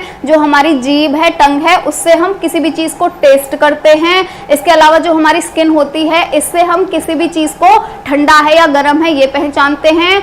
और एक और चीज क्या रहेगी, नोज, है ना। नोज से हम सूंघ करके पता लगाते हैं किसी भी चीज के बारे में, है ना। तो स्टार्टिंग में जब बच्चा होता है 0 से 2 या 0 से 5 वर्ष तक का, तो वो अपनी इंद्रियों से सीखता है ना। जैसे बच्चे के सामने आपने चाय ला के रख दिया, चाय भी मत सोचो, दूध भी बच्चे को गर्म करके देते हैं, अगर थोड़ा भी ज्यादा गर्म हुआ ना तो बच्चे के मुंह में जाएगा, उसको पता लगे, उसकी स्किन को टच करेगा, चाहे मुंह की स्किन को टच करे, चाहे हाथ की स्किन को टच करे, और उसको ये फील होगा कि मतलब थोड़ा कुछ अजीब सा है ये, है ना। अब उसकी मम्मी बार बार बोल रही है कि अच्छा बेटा गर्म है, तो क्या हुआ, उसने सुना भी, यानी उसके कानों जो हैं उन वो भी एक्टिव हो गए और उसने सुना ये, अच्छा जब हमें ऐसे लगता है तो इसको हम बोलते हैं कि ये गर्म है ना। तो बच्चे ने कैसे सीखा, अपनी इंद्रियों से सीखा। या फिर अगर बच्चा है उसको हम स्टार्टिंग में क्या करते हैं, जैसे दूध लेके आ रही है उसकी मम्मी और वो बार बार जब भी दूध लेके आती है तो वो बच्चे को यही बोलती है बेटा देख दूध लेके आ गई, दूध लेके आ गई, है ना। तो वो देख रहा है बच्चा बार बार अपनी आंखों से, और फिर उसको धीरे धीरे समझ आएगा कि हाँ ये जो भी व्हाइट कलर की चीज लेके आती है बोतल में उसको ही हम दूध बोलते हैं, है ना। तो वो देख करके सीखा ना और सुन करके सीखा। तो स्टार्टिंग में बच्चे जो होते हैं वो अपने सेंस को यूज करके, अपनी इंद्रियों को यूज करके सीखते हैं। इसी को ही हम बोलते हैं कि इंद्रियों से सीखते हैं बच्चे, है ना। और सेकंड क्या है, अनुकरण। अनुकरण का मतलब क्या होता है, या इमिटेशन इसको बोलते हैं इंग्लिश में हम। तो इमिटेशन का मतलब या अनुकरण का मतलब क्या होता है, कॉपी करना यानी नकल करना, है ना। जैसे बड़े जने करते हैं उन्हीं चीजों को बच्चे करते हैं, उनको देख देख करके ऐसे ही वो सीख जाते हैं। जैसे बड़े लोग हैं वो कपड़े पहन रहे हैं तो धीरे धीरे बच्चे भी ऐसे सीख जाएंगे कि हाँ पहले सर में से उसको डालना है, फिर हाथ ऐसे डालनी है शर्ट के अंदर या टी शर्ट के अंदर, और फिर उसको ऐसे पहन लेना है ना। तो देख करके सीखे ना बच्चे। या फिर जो भी बड़े जने बोल रहे हैं तो उनको बोलता देख देख करके बच्चे सारी की सारी चीजें सीख जाते हैं, है ना, यानी उनकी नकल कर करके। तो इमिटेशन या फिर अनुकरण हम बोलते हैं नकल करके, है ना। तो नकल करके जो भी बच्चे सीख रहे हैं। अब क्या होता है, शैशवावस्था ऐसा टाइम पीरियड होता है जिसमें तेजी से शारीरिक और मानसिक विकास होता है ना। शारीरिक और मानसिक दोनों विकास। जैसे आपने देखा होगा कि जब बच्चा पैदा होता है तो इतना छोटा सा होता है, लेकिन आप 2 साल का देखोगे उस बच्चे को कितना बड़ा हो जाता है, हाइट कितनी जल्दी इंप्रूव हो गई सिर्फ और सिर्फ 2 साल में, है ना। तो यहाँ पर शारीरिक विकास बहुत तेजी से होता है, यानी जो शरीर है वो बहुत जल्दी अपनी आकार में बढ़ता है ना। वही मानसिक विकास जो है वो भी बहुत तेजी से होता है, क्योंकि जिस बच्चे का जन्म हुआ है उसको कुछ भी नहीं पता जब वो दुनिया में आया है। लेकिन 2 साल के बच्चे को देखोगे ना, या यहाँ पे अगर हम 5 साल लगाएं जो प्राचीन मान्यता थी उसके अकॉर्डिंग, तो 2, 3 या 4, 5 साल के बच्चे को आप देखोगे ना वो दुनिया भर की चीजें जान चुका होगा, है ना। तो उसका मानसिक विकास भी देखो कितना ज्यादा हो गया, ठीक है। अब यहाँ पे आप ना एक चीज और मैं यही बता देती हूँ कि जो शारीरिक विकास है ना ये सबसे ज्यादा 2 अवस्थाओं में होता है। एक तो शैशवावस्था में ही होता है, ठीक है, जब बच्चा पैदा हुआ है और तब से लेकर के 2 साल या फिर 5 साल तक की उम्र तक होता है। और दूसरा होता है जब वो अडोलेसेंस में होता है, यानी किशोर अवस्था में होता है ना। और किशोर अवस्था को आपको पता होगा 12 से लेकर के 18 साल की उम्र होती है। और आपने देखा होगा 12 साल के लड़के में और एक 18 साल के लड़के में कितना अंतर होता है ना। तो ये 6 साल में बच्चा कितना बढ़ जाता है ना। तो शारीरिक विकास जो है वो बेसिकली इन 2 अवस्थाओं में ज्यादा तेजी से होता है, शैशवावस्था में और किशोर अवस्था में। बाकी जो हमारा 5 साल से लेकर के और 12 साल की उम्र देखोगे ना वहां पर इतना ज्यादा नहीं हुआ होता है शारीरिक विकास, है ना। 12 से 18 की उम्र में तो मसल्स कितने बिल्डअप हो जाते हैं लड़कों के, है ना, कितने सारे चेंजेस आ जाते हैं उनकी बॉडी में। लड़कियों की भी बात करो तो लड़कियों की बॉडी में भी, है ना। तो आपको 2 चीजें याद रखनी, तो शैशवावस्था और एक किशोर अवस्था, दोनों में शारीरिक विकास बहुत तेजी से होता है। मानसिक विकास सिर्फ और सिर्फ यहीं पर ही तेजी से होता है, शैशवावस्था के अंदर, ठीक है। इसीलिए बोलते हैं कि बच्चा जो है वो 5 साल की उम्र तक उसका मेंटल डेवलपमेंट हो चुका होता है, पता लग जाता है बच्चा क्या बनने वाला है आगे, है ना। चलिए नेक्स्ट देखेंगे, संवेदनशील अवधि है, यानी कि सेंसिटिव पीरियड है। सेंसिटिव पीरियड क्यों है यहाँ पर? क्योंकि बच्चे को इतनी ज्यादा चीजें अभी नहीं पता हैं, वो आग को छू लेगा जल जाएगा, पानी रखा है मम्मी ने गैस पे, वो हाथ मारेगा जल जाएगा, है ना। तो सेंसिटिव पीरियड होता है ये, बच्चे का ख्याल बेसिकली रखना होता है माँ बाप को, है ना। और इसको है ना हम वो भी बोलते हैं जो दूसरों के ऊपर डिपेंड रहते हैं बच्चे, है ना। तो बेसिकली वो इंडिपेंडेंट नहीं होते हैं इस टाइम पीरियड में, बच्चे हर काम के लिए अपने माँ बाप पे, अपने गार्जियन पे डिपेंड करते हैं, ठीक है। और नेक्स्ट है नैतिकता का अभाव होता है यहाँ पर, यानी कि मोरालिटी बिल्कुल नहीं होती है बच्चे के अंदर। यानी कि अगर उसके पड़ोस का कोई बच्चा है और अगर उसको वो आके बच्चे के खिलौने मांगेगा 2 साल के बच्चे के, तो वो अपने खिलौने नहीं देगा, है ना, क्योंकि मोरालिटी नहीं है उसके अंदर, मोरालिटी का अभाव है या नैतिकता का अभाव है, ठीक है। तो इतनी चीजें आपको याद रखनी है शैशवावस्था के अंदर। इसके बाद में शैशवावस्था के बारे में कुछ साइंटिस्टों ने बात करी हुई है, तो उनके बारे में हम देख लेते हैं। तो यहाँ पे सबसे पहले हम फील्डमैन के बारे में बात करेंगे। फील्डमैन ने क्या बोला है कि मानव जीवन अनेक अवस्थाओं से गुजरता है। आपने देख ही लिया कितनी सारी अवस्थाएं होती हैं, पर जो गर्भीय अवस्था से किसी भी अवस्था में प्रभावशाली विशेषताएं उभरती हैं, इनमें एकता और वैशिष्ट्यता पाई जाती है, ठीक है। नेक्स्ट है जो वैलेंटीन है, इन्होंने क्या बोला है? तो इन्होंने बोला है जो इन्फेंसी पीरियड होता है वो सीखने का आदर्श काल होता है। और जो फ्रायड है उन्होंने क्या बोला है? तो इन्होंने बहुत बढ़िया बात बोली है कि बच्चे को या मनुष्य को जो भी बनना होता है वो स्टार्टिंग के 4चलिए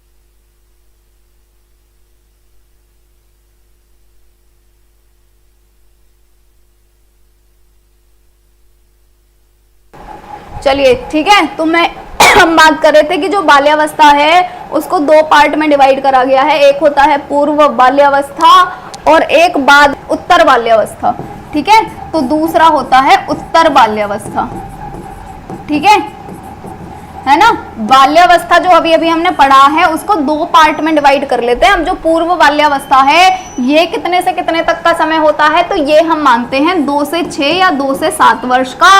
और 7 से लेकर के 12 वर्ष तक का जो समय है वो हम मानते हैं उत्तर बाल्यावस्था का। ठीक है, तो बाल्यावस्था की स्टार्टिंग वाली चीजें हमने पढ़ ली जो सेम है। अब जो अलग अलग पूर्व बाल्यावस्था में क्या क्या होता है और उत्तर बाल्यावस्था में क्या होता है उनके बारे में हम डिस्कस करेंगे। तो पहले डिस्कस कर लेते हैं पूर्व बाल्यावस्था के बारे में। ठीक है, तो ये हो गया हमारा पूर्व बाल्यावस्था यानी कि अर्ली चाइल्डहुड। इसमें क्या होता है, अनुकरण द्वारा सीखते हैं। इसमें वही सारी की सारी चीजें होंगी जो बेसिकली चाइल्डहुड के अंदर होती हैं, जो हमने वैसे तो दोनों के अंदर वही होंगी, पर क्योंकि यहाँ पर बच्चा थोड़ा ज्यादा छोटा है, 2 से 7 साल का है, और यहाँ पर बच्चा जो है 7 से 12 साल का है, तो थोड़ा बड़ा हो गया है। आप उसके अकॉर्डिंग अपने दिमाग में भी सोच सकते हैं कैसे सीखेगा बच्चा, है ना। तो यहाँ पर अनुकरण द्वारा सीखेगा बच्चा। शारीरिक विकास जो होता है वो यहाँ पर सबसे तेज होता है। 2 से 7 वर्ष तक की आयु की बात हो रही है ये, है ना।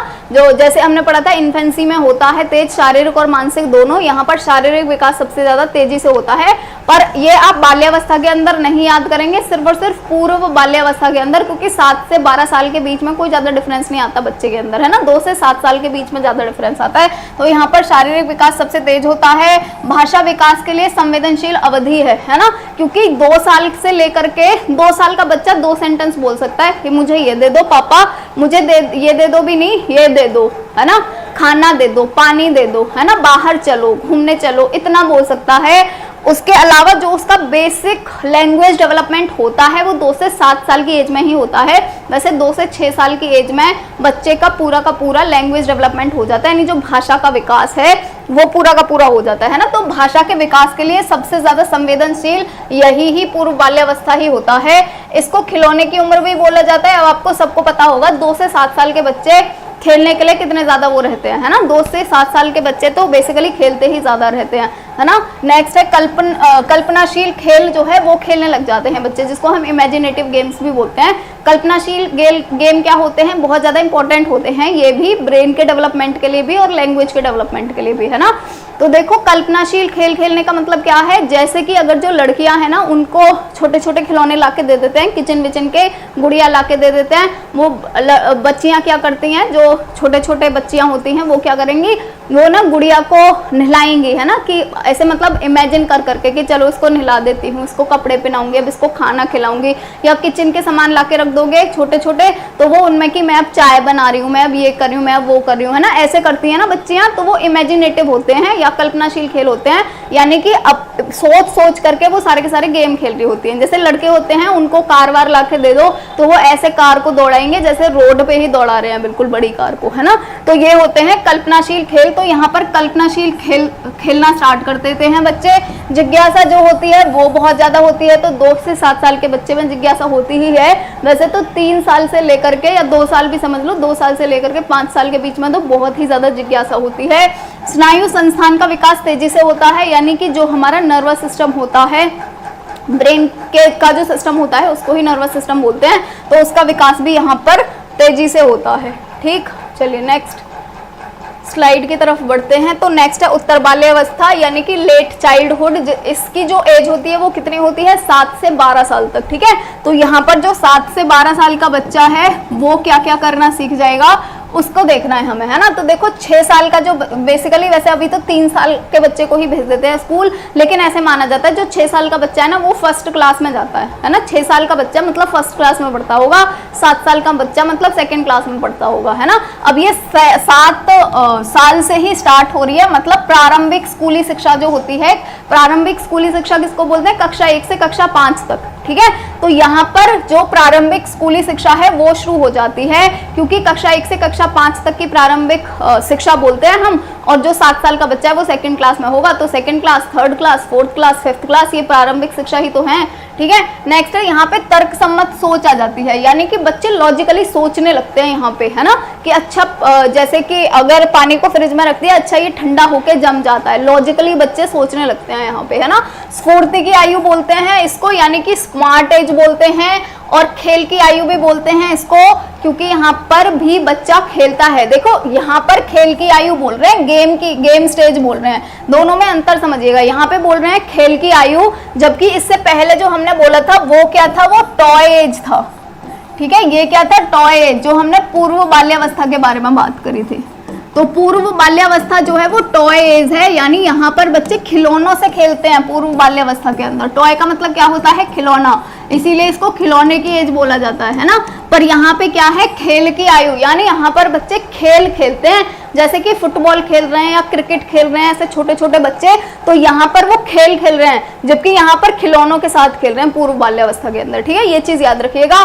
नेक्स्ट है टोली की आयु। तो देखो जो भी उत्तर बाल्यावस्था होती है, यहाँ पर बच्चे बच्चों के साथ खेलना ज्यादा पसंद करते हैं ना, समूह में रहना ज्यादा पसंद करते हैं। और नेक्स्ट है इसको अनोखा काल बोला जाता है, यानी यूनिक पीरियड बोला जाता है। और यहाँ पर ही बच्चे के अंदर 7 से 12 साल का बच्चा है, तो यहाँ पर उसको बेसिकली क्षेत्रफल, द्रव्यमान और संख्या इन सब की समझ हो जाती है। ठीक है जी, तो इतना सब कुछ हमने देख लिया। यहाँ पर समय जो होता है उसकी भी समझ यहीं पर ही हो जाती है पूरी। ठीक है, कि अभी सुबह के 7 बज गए हैं या दोपहर के 12 बज रहे हैं, है ना, या शाम के 6 बज रहे हैं, रात के 9 बज रहे हैं, तो वो समय की समझ जो है वो भी यहाँ पर ही आ जाती है।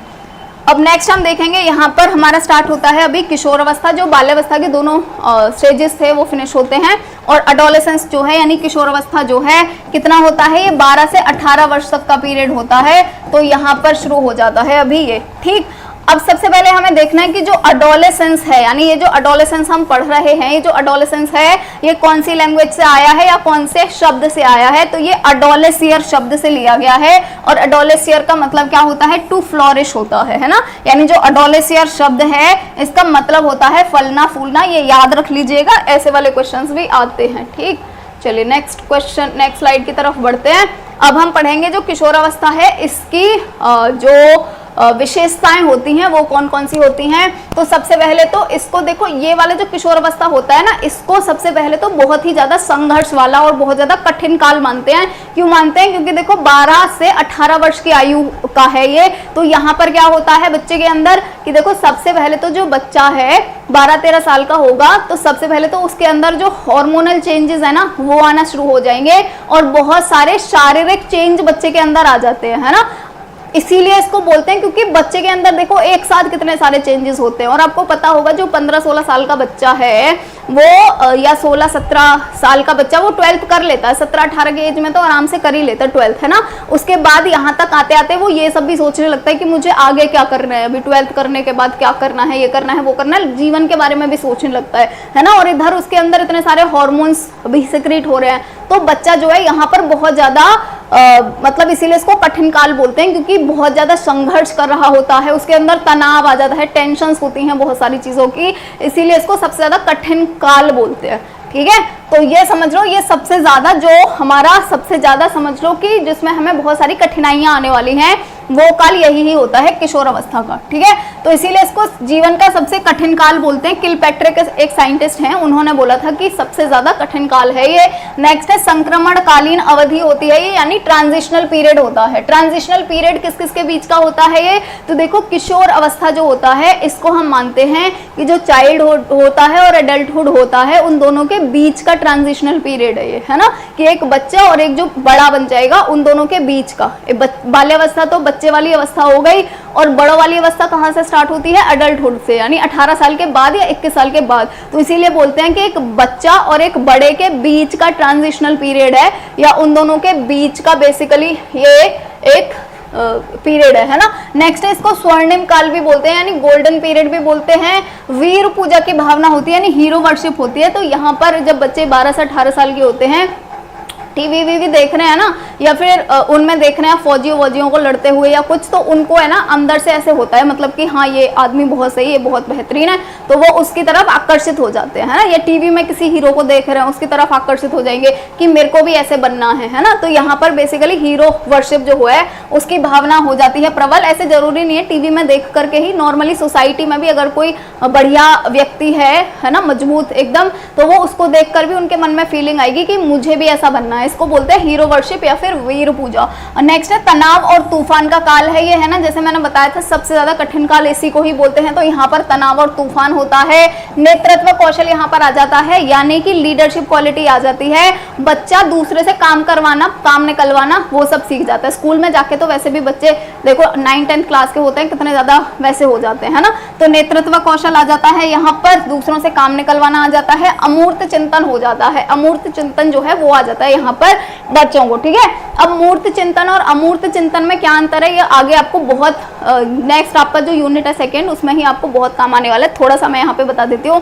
देखो मूर्त चिंतन और अमूर्त चिंतन दोनों में क्या अंतर होता है। मूर्त का मतलब समझा करो मूर्ति, है ना, और मूर्ति जो है हम उसको देख सकते हैं ना, हमारे सामने है। तो मूर्त चिंतन का मतलब क्या है कि जो चीजें हमारे सामने हम उनको देख करके उसके ऊपर सोच सकें, इसको बोलते हैं मूर्त चिंतन। और अमूर्त चिंतन का मतलब क्या हुआ, यानी मूर्ति नहीं है सामने अभी, है ना, यानी कि जो चीज सामने भी नहीं है ना, हम उनके बारे में भी सोच सकते हैं, ठीक है। तो ये होता है मूर्त और अमूर्त चिंतन में अंतर। जो बाल्यावस्था वाला पीरियड होता है वहां पर बच्चा केवल मूर्त चिंतन ही कर पाता है, और जो उत्तर बाल्यावस्था होता है वहां पर तो आ भी जाता है खैर अमूर्त चिंतन, पर जो पूर्व बाल्यावस्था होता है वहां पर नहीं आता है ना। और पूरी तरह से जो मूर्त चिंतन आता है वो इसके अंदर ही आता है, किशोर अवस्था के अंदर ही, ठीक। नेक्स्ट है भावनात्मक स्थिरता आ जाती है। भावनात्मक स्थिरता का अभाव होता है, यानी बच्चे जो होते हैं यहाँ पर वो इमोशनली थोड़े से वीक हो जाते हैं, है ना। और नेक्स्ट है संचय या भंडारण की अवस्था होती है, यानी कि जो भी चीजें यहाँ पर बच्चे सीखते हैं वो स्टोर हो जाती है पूरे लाइफ टाइम के लिए उनके अंदर, है ना। और नेक्स्ट है विपरीत लिंग के प्रति आकर्षण।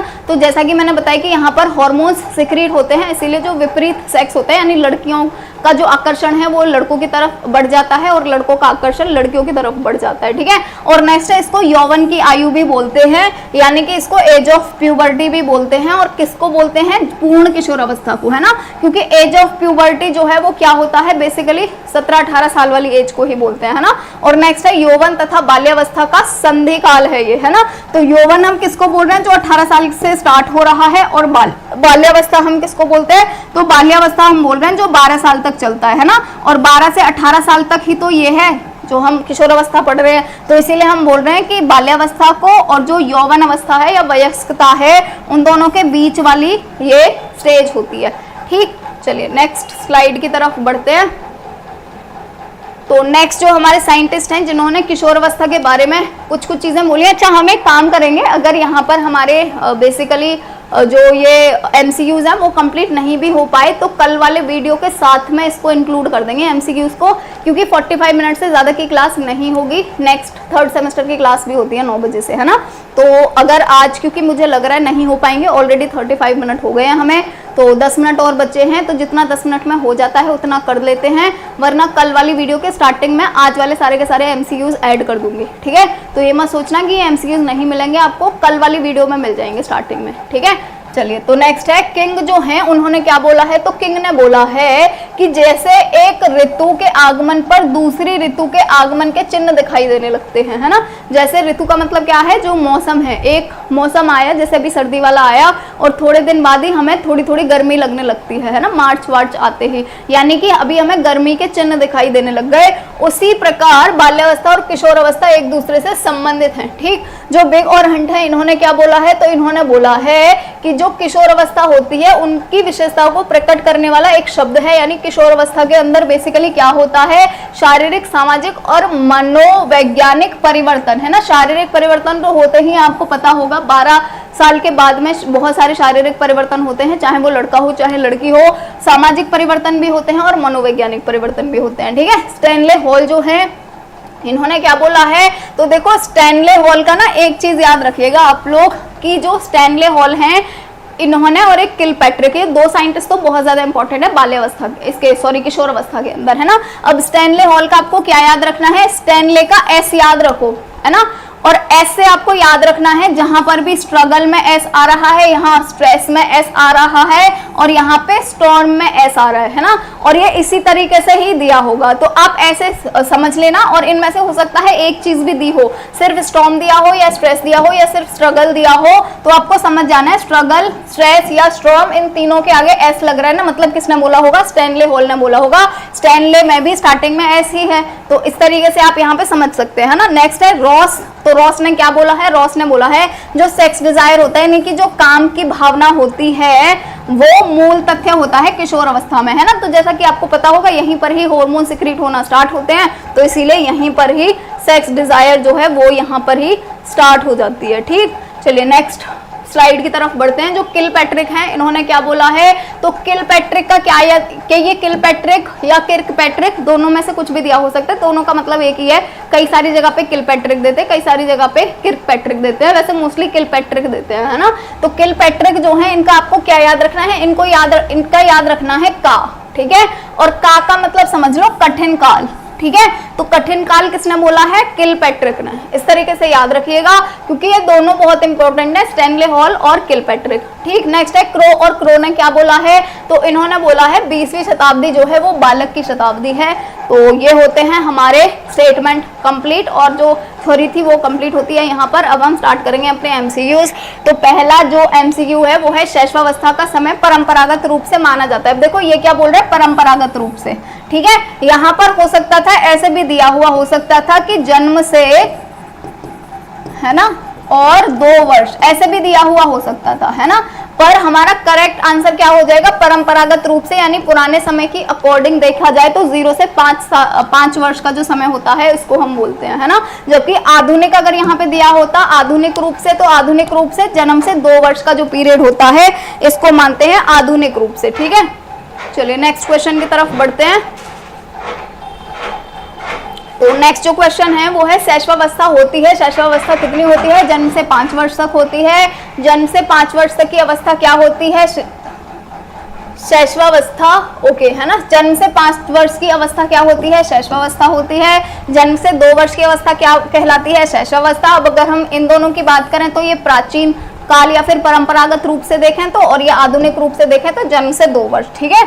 आपको सब समझ आ ही रहा होगा, मुझे नहीं लगता कि बहुत ज्यादा समझाने की जरूरत है ना। अगर आपने थ्योरी देखी है अच्छे से समझिए तो आपको सब समझ आ रहा होगा, है ना। नेक्स्ट है शैशवावस्था होती है किसकी अवस्था होती है, शैशवावस्था, ठीक है। आत्मनिर्भरता की अवस्था, देखो आत्मनिर्भर तो बच्चा नहीं होता, यहाँ पर दूसरों पर ही डिपेंड होता है ना, दूसरों पर ही निर्भर होता है।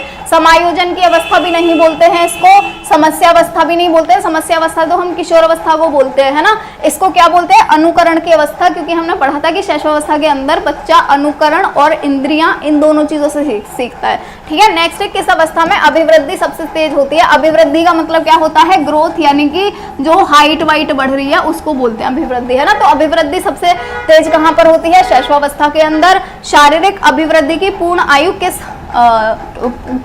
पूर्णतः किस आयु में लगभग पूरी हो जाती है ना। यानी कि जो हाइट बढ़ रही है वो किस आयु में कंप्लीट हो जाएगी कि उसके बाद हाइट बढ़ ही नहीं सकती। वैसे तो देखो 16, 17 या 18 एज जो होती है वो लास्ट होती है, लेकिन कुछ लोग 20 साल तक भी बढ़ते हैं, इसीलिए हम बोलते हैं कि जो 20 वर्ष होता है वो लास्ट होता है, उसके बाद कोई हाइट नहीं बढ़ेगी। 20 साल जो है वो लास्ट होते हैं हाइट बढ़ने के, ठीक है। चलो नेक्स्ट क्वेश्चन की तरफ बढ़ते हैं। तो नेक्स्ट जो हमारा ये है बेसिकली एमसीक्यूज हैं वो है शैशवावस्था सीखने का आदर्श काल है, ये किसने बोला है ना। तो ये स्टेटमेंट जो पढ़ाए थे वहीं से है, वैलेंटाइन ने बोला था ये। नेक्स्ट क्वेश्चन है शैशवावस्था में सामान्यतः बालक का भार बालिका से, देखो बालक जो होता है आपने देखा होगा 0 से 5 वर्ष का जो लड़का होता है ना वो थोड़ा सा ज्यादा वजन होता है, उसमें लड़कियां जो होती हैं वो थोड़ी सी सॉफ्ट, थोड़ी कोमल होती हैं, तो जो भार होता है वो बालक का अधिक होता है बालिका से, ठीक है। यानी लड़के का भार जो है वो ज्यादा होता है लड़की से, ठीक। चलिए नेक्स्ट क्वेश्चन की तरफ बढ़ेंगे। तो नेक्स्ट जो क्वेश्चन है वो है मनुष्य को जो कुछ भी बनना होता है प्रारंभ के 4-5 वर्ष में बन जाता है, किसने बोला था ये, फ्रायड ने बोला था। तो हमारा ए ऑप्शन हो जाता है करेक्ट। नेक्स्ट है बाल्यावस्था की उम्र है, ठीक है। तो यहाँ पे हमारे जो इसके क्वेश्चन थे वो फिनिश होते हैं, जो हमारे बाल्यावस्था के क्वेश्चन थे वो यहाँ पर होते हैं फिनिश। और नेक्स्ट स्लाइड है कि बाल्यावस्था, नेक्स्ट क्वेश्चन है बाल्यावस्था की जो उम्र है वो कितनी है ना। तो देखो बाल्यावस्था की उम्र कितनी है, 5 से 12 वर्ष है ना। अब यहाँ पर 2 से 12 वर्ष भी दे रखा होता तो भी आप उस पर भी टिक लगाते हैं ना, क्योंकि 5 से 12 वर्ष कौन सी है, अगर हम परंपरागत रूप से देखते हैं और आधुनिक रूप से देखते हैं तो 2 से 12 वर्ष हो जाती है, ठीक है। बाकी ये वाले तो सारे के सारे ऑप्शन गलत ही हैं, ठीक है। चलिए नेक्स्ट है बाल्यावस्था का काल है, यानी बाल्यावस्था जो होती है उसका काल क्या है ना। तो जैसे मैं आपको बोल रही थी कि आपको कुछ चीजें लॉजिकली भी सोचनी है। अब देखो यहाँ पर क्या लिख रहा है, 4 से 10 वर्ष लिख रहा है, तो बिल्कुल गलत है, ठीक है। यहाँ पे आप देखेंगे 12 से 18 वर्ष, ये तो किशोर अवस्था होता है, बिल्कुल गलत है। 10 से 15 वर्ष का तो कोई होता ही नहीं है स्टेज, ये भी बिल्कुल गलत है ना। तो आपको थोड़ा लॉजिक लगाना है। यहाँ पे क्या लिख रहा है, 6 से 12 वर्ष लिख रहा है ना। तो अगर शैशवावस्था 0 से 5 वर्ष होती है, तो 5 से 12 होती है या तो बाल्यावस्था, या तो हम कह सकते हैं 6 से 12 होती है ना। तो इसीलिए हमारा बी ऑप्शन हो जाएगा करेक्ट। इसीलिए मैंने ऐसे क्वेश्चन भी डाले हुए हैं कि कुछ चीजों में तुम्हें थोड़ा बहुत सेंस भी डालना है, क्योंकि इस तरीके के भी आ सकते हैं। जैसे 5 से 12 होती है, लेकिन अगर 6 से 12 भी लिखा हुआ है तो आप वहां पर आराम से टिक लगा सकते हैं, क्योंकि वही ही राइट आंसर होगा। ठीक है, तो थोड़े बहुत लॉजिक पे भी जाना होता है, सेंसिबली भी सोचना होता है चीजों को, है ना।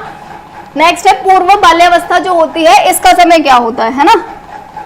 अब देखो यहाँ पर 2 से 5 वर्ष तो बिल्कुल भी नहीं होता है ना, क्योंकि जो बाल्यावस्था होता है उसका पीरियड होता है या तो 5 से 12 वर्ष परंपरागत रूप से माने तो, और अगर आधुनिक रूप से देखें तो 2 से 12 वर्ष, है ना। अब ये वाली जो स्टेज है ये 2 भागों में डिवाइडेड होगी, एक पूर्व बाल्यावस्था में और एक उत्तर बाल्यावस्था में, है ना। अब ये पूर्व बाल्यावस्था पूछ रहा है ना, तो 2 से 5 वर्ष तो बिल्कुल भी नहीं होती, ये तो आपको यहीं से ही दिख रहा होगा, इन दोनों चीजों से ही। 2 से 6 वर्ष, नेक्स्ट लिख रहा है 4 से 5 वर्ष, ये भी बिल्कुल भी नहीं होती। 3 से 7 वर्ष, ठीक है। तो अब देखो यहाँ पर आपको 2 चीजें दिख रही होंगी, एक तो 2 से 6 वर्ष और एक 3 से 7 वर्ष, ठीक है। ये 2 चीजें दिख रही होंगी, है ना। तो पहली जो हमारी अवस्था होती है ना बाल्यावस्था की, वो एक को हम बोलते हैं 3 से 7 वर्ष और दूसरी को हम बोलते हैं 7 से 12 वर्ष, है ना। तो कौन सा हो जाएगा इसमें correct answer, option number D हो जाएगा करेक्ट। ठीक, नेक्स्ट है बाल्यावस्था में मानसिक विकास के लक्षण है, यानी बाल्यावस्था जो होता है यहाँ पर क्या क्या हो जाता है। तो पहली चीज तो है स्थायित्व आ जाता है, ये हम बात कर चुके हैं ऑलरेडी। स्थायित्व का मतलब क्या है कि बच्चे को एक बार जो चीज आप दिखाओगे इसके दिमाग में छप जाएगी, अगली बार वो उसको देख के पहचान लेगा, है ना।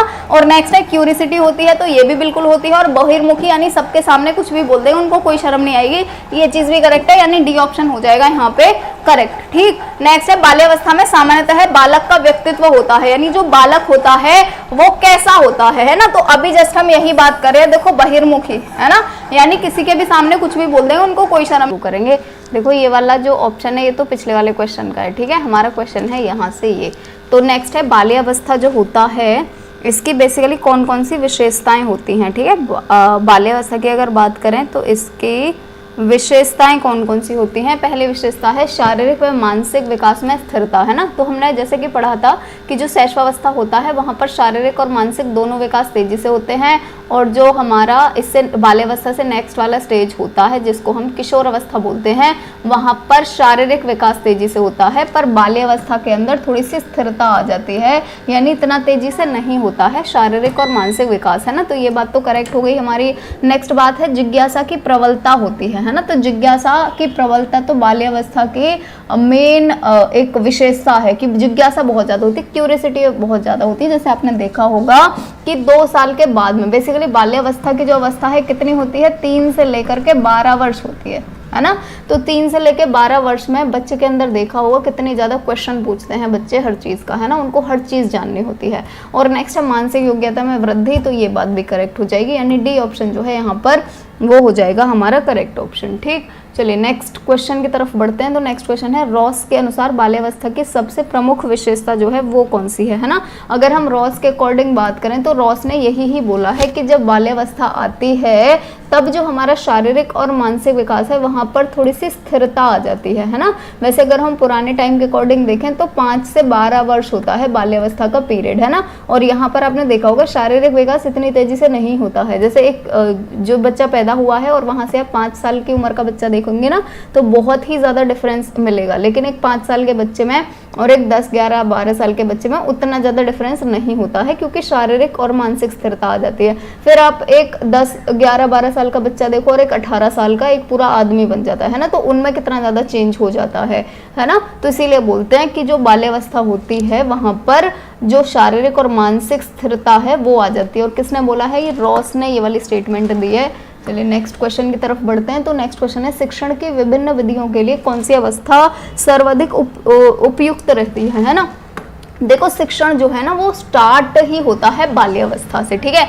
बेसिकली जब अगर आप बच्चे की बात करें तो जब एक बच्चा 5 साल का है या 3 साल का है समझो, है ना, जैसे 3 से 12 साल एज होती है बाल्यावस्था की, तो जब एक बच्चा 3 साल का है तब वो स्कूल जाने लगता है। 3 साल का बच्चा पहले पीजी में जाता है ना, प्ले ग्रुप में जाता है, और जो 12 साल का बच्चा होता है वो 6th क्लास में आ चुका होता है है ना। 6th क्लास में, कोई 7th में भी आ जाते हैं। तो पीजी से लेकर के 6th क्लास तक के बच्चे की बात हो रही है ना, जो एक खेलने वाले स्कूल में जा रहा है वहां से लेकर के 6th क्लास के बच्चे तक की बात हो रही है। तो यहाँ पर क्या होता है कि जो जितने भी शिक्षण की विधियां, यानी पढ़ाने की जितने भी विधियां हैं, जैसे क्वेश्चन आंसर मेथड से पढ़ाते हैं हम, या फिर अगर किसी भी नेचुरल चीज के बारे में पढ़ाने, जैसे पेड़ पौधों के बारे में पढ़ा रहे हैं तो वहीं पार्क वार्क ले जाओ, वहां पे जाके पेड़ पौधे दिखाओ, बच्चों को पढ़ाओ, है ना। तो ये ऑब्जर्वेशन मेथड बोलते हैं इसको, है ना। और जैसे कि अगर आप जानवरों के बारे में पढ़ाना चाहते हो तो जू ले जाओ, है ना। तो ये सारे के सारे जो विधियां हैं, इनको हम सबसे अधिक उपयुक्त जो इनकी एज होती है अगर बच्चे को सिखाना है तो कौन सी होती है, बाल्यावस्था ही। क्योंकि देखो ये वाला पीरियड होता है हमारा जहाँ से बच्चा स्कूल स्टार्ट करता है और उसका जो ब्रेन है वो 12 साल की अवस्था में आते आते 6th क्लास के बच्चे का ब्रेन बहुत ज़्यादा डेवलप हो चुका होता है। इसीलिए ये वाली हमारी बेस्ट अवस्था होती है शिक्षण के विभिन्न विधियों के लिए, है ना। तो क्या हो जाएगा यहाँ पे, बाल्यावस्था जो है वो ऑप्शन हो जाएगा करेक्ट। नेक्स्ट है खिलौने की आयु किसको बोला जाता है ना। खिलौने की आयु किसको बोला जाता है, खिलौने की आयु जो है वो किसको बोला जाता है यहाँ पर, तो खिलौने की आयु वैसे तो बोला जाता है शैशवावस्था को, है ना।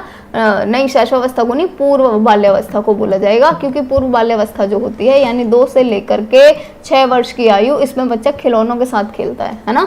और जो बाद वाली होती है उत्तर बाल्यावस्था जो होती है, इसको बोलते हैं खेल आयु, है ना। खेल और खिलौने, उस दिन मैंने आपको अंतर बताया था दोनों में कि खेल और खिलौने दोनों में अंतर क्या होता है। हाय शगुन वाशने,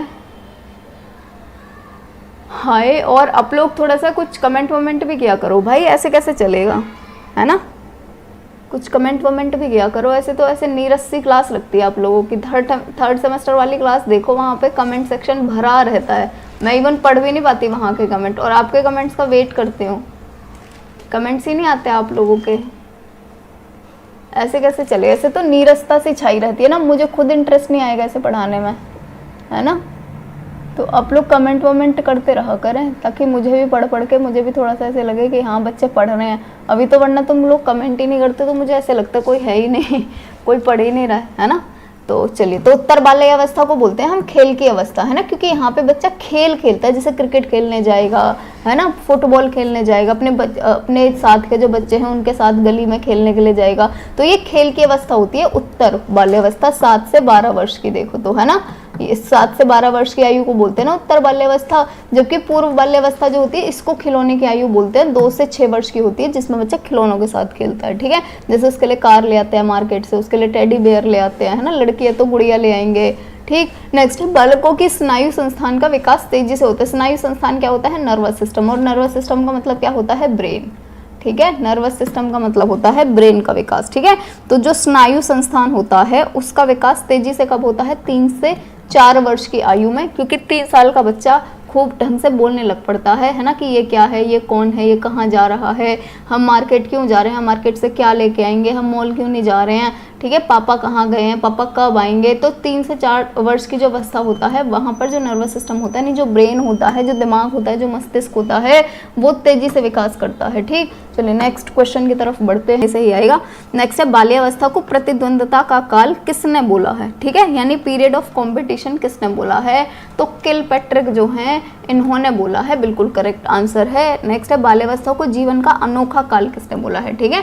अनोखा काल किसने बोला है, तो अनोखा काल बोला है कोल और ब्रूस ने, ठीक है। तो एकदम करेक्ट बता रही हैं आप, एकदम परफेक्ट, ठीक है। चलिए ऐसे ही कमेंट किया करो, तभी तो मजा आएगा पढ़ने में, है ना। नोट्स प्रिपेयर हो जाएंगे 10 दिन के अंदर अंदर, ठीक है। इसके एजुकेशनल पॉइंट 10 दिन के अंदर अंदर प्रिपेयर हो जाएंगे, और तुम्हारी 2 सब्जेक्ट ऑलरेडी प्रिपेयर हो गए हैं, 3rd सब्जेक्ट पे काम चल रहा है ना। तो 10 दिन के करीब में आपके नोट्स प्रिपेयर हो जाएंगे सारे के सारे, ठीक है जी। चलिए नेक्स्ट है, जब एक बालक 6 वर्ष अथवा उसके आसपास की आयु में पहुंचता है, उसकी मानसिक योग्यताएं लगभग सर्वांगीण विकास के स्तर पर पहुंच जाती हैं, ये किसने बोला है। ये सारे के सारे क्वेश्चन ना हम उस दिन थ्योरी में पढ़ चुके हैं, है ना, कि किसने क्या बोला है। आप वहां से भी पढ़ लोगे ना, एमसीक्यूज में नहीं पढ़ के जाओगे, सिर्फ थ्योरी भी पढ़ के चलेगा ना, आराम से आप बढ़िया करके आओगे, है ना। और एक और चीज मुझे बतानी थी, जैसे मैं आपको बोल रही थी 75 में से 75 क्वेश्चन ही करने हैं आपको, है ना। पहले नहीं करने होते थे, पहले 75 में से 50 करने होते थे, पहले 75 क्वेश्चन आते थे और इसमें से आपको 50 करने होते थे। ये अभी ही चेंज हुआ है इस टाइम ही। और डीएस कॉलेज में और वार्षणीय कॉलेज में इस चीज़ के लिए अभी प्रदर्शन हो रहे हैं, है ना, कि 70 में से 70 क्वेश्चन का कंपल्शन मत दो, कुछ क्वेश्चन की छूट दो, जैसे 75 में से 60 करवा लो या 50 करवा लो। तो वो अभी हो रहा है प्रदर्शन और हो सकता है कि इस पर विचार किया जाए, क्योंकि जो आगरा यूनिवर्सिटी है या और भी बहुत सारी यूनिवर्सिटी जो भी एमसीक्यूज ही करवा रही हैं, वहाँ पर 75 में से 50 क्वेश्चन ही करने हैं, नहीं 100 में से 75 करने हैं, है ना। वहाँ पर 100 में से 70 या किसी किसी में 100 में से 80 क्वेश्चन करने हैं, है ना। तो या तो इनकी अकॉर्डिंग कर दो भाई, है ना। 75 में से 75 क्वेश्चन करना, क्योंकि बहुत ज़्यादा टफ हो जाता है एमसीक्यूज के केस में, यहाँ पर भी आपको मिलना चाहिए, है ना, क्योंकि कहीं से भी आ जाते हैं ना एमसीक्यूज। आप यहाँ से भी पढ़ रहे हो, मैं फिर भी बोलती हूँ कि मेरे वाले नोट्स अगर पढ़ के जाओगे या यूट्यूब से भी पढ़ोगे, 95 आपके एमसीक्यूज फंसेंगे, है ना। चाहे वो थ्योरी में से फंसे, चाहे यहाँ से फंसे, दोनों में मिला के 95% आपका फंस जाएगा। फिर भी 98% फंसेगा, पर फिर भी मैं 95 बोल रही हूँ थोड़ी सी सेफ्टी के लिए, कि 95 तो फंसना ही फंसना है ना। वरना आप मॉडल खरीद के लेके आते हो, वहाँ से तो वही 70% या 65% के करीब फंसता है, उसमें से भी आप पूरा मॉडल थोड़े ना याद कर पाते हो। तो वही आप के जो फंस पाते हैं वो, मतलब जो आप करके आ पाते हैं वो 50 से 60% ही करके आ पाते हैं, है ना।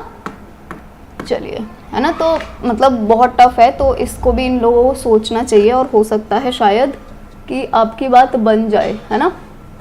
चलिए, गुड इवनिंग करिश्मा, दीक्षा, रानी।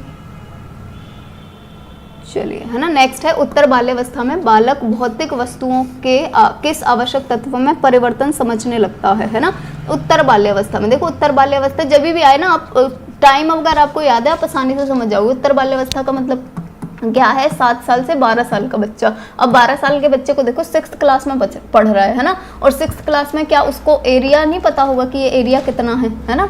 द्रव्यमान नहीं पता होगा क्या, या क्या उसको संख्याओं के बारे में नहीं पता होगा, सारी चीज़ों के बारे में पता होगा एक 6th क्लास के बच्चे को, है ना। यानी डी ऑप्शन जो है वो हो जाएगा करेक्ट यहाँ पे। चलिए नेक्स्ट क्वेश्चन की तरफ बढ़ेंगे। तो नेक्स्ट क्वेश्चन है, किस अवस्था में बालक का शारीरिक विकास सामान्य से तेज गति से होता है। ठीक है, देखो जैसा कि मैंने बोला था आप लोगों को कि 2 अवस्था हैं जहां पर शारीरिक विकास तेजी से होता है। ठीक है, शारीरिक विकास की अगर पहले बात करें, शारीरिक विकास 2 अवस्थाओं में तेजी से होता है। एक शैशवावस्था में, यानी जब बच्चा जन्म से लेकर के 2 साल का या 5 साल का तक का होता है, और एक होता है जब बच्चा 12 साल से 18 साल की एज में आता है ना। 12 साल से 18 साल में आपने देखा होगा कितना शरीर चेंज हो जाता है किसी भी बच्चे का, है ना। 12 साल का बच्चा होता है, 18 साल का पूरा आदमी बन जाता है ना। 12 से 18 की एज को हम किशोर अवस्था बोलते हैं, जन्म से 2 वर्ष या 5 वर्ष की अवस्था को हम शैशवावस्था बोलते हैं। तो शारीरिक विकास दोनों में ही होता है तेजी से, इसीलिए सा ऑप्शन हो जाएगा करेक्ट। अगर यहाँ पे शारीरिक और मानसिक विकास दोनों आता है, तो शारीरिक और मानसिक दोनों विकास तेजी से होते हैं शैशवावस्था के अंदर। ठीक है, पर शारीरिक विकास तेजी से होता है इन दोनों अवस्थाओं के अंदर। नेक्स्ट क्वेश्चन है, अडोलेसेंस जो है शब्द, उसकी उत्पत्ति अटोलिस शब्द से हुई है, जिसका अर्थ क्या है। तो इसका अर्थ होता है फलना फूलना। हमारा जो सा ऑप्शन है वो यहाँ पे हो जाता है करेक्ट।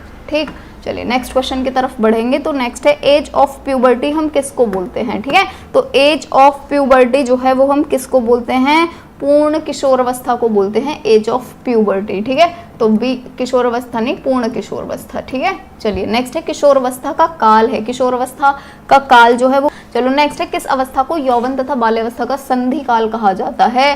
देखो बाल्यावस्था किसको बोलते हैं हम, चाइल्डहुड को बोलते हैं। ठीक है, और चाइल्डहुड कितने से होता है, 3 से 12 साल की एज। ठीक है, अब है नेक्स्ट हमारा यौवन। यौवन क्या होता है, एडल्टहुड।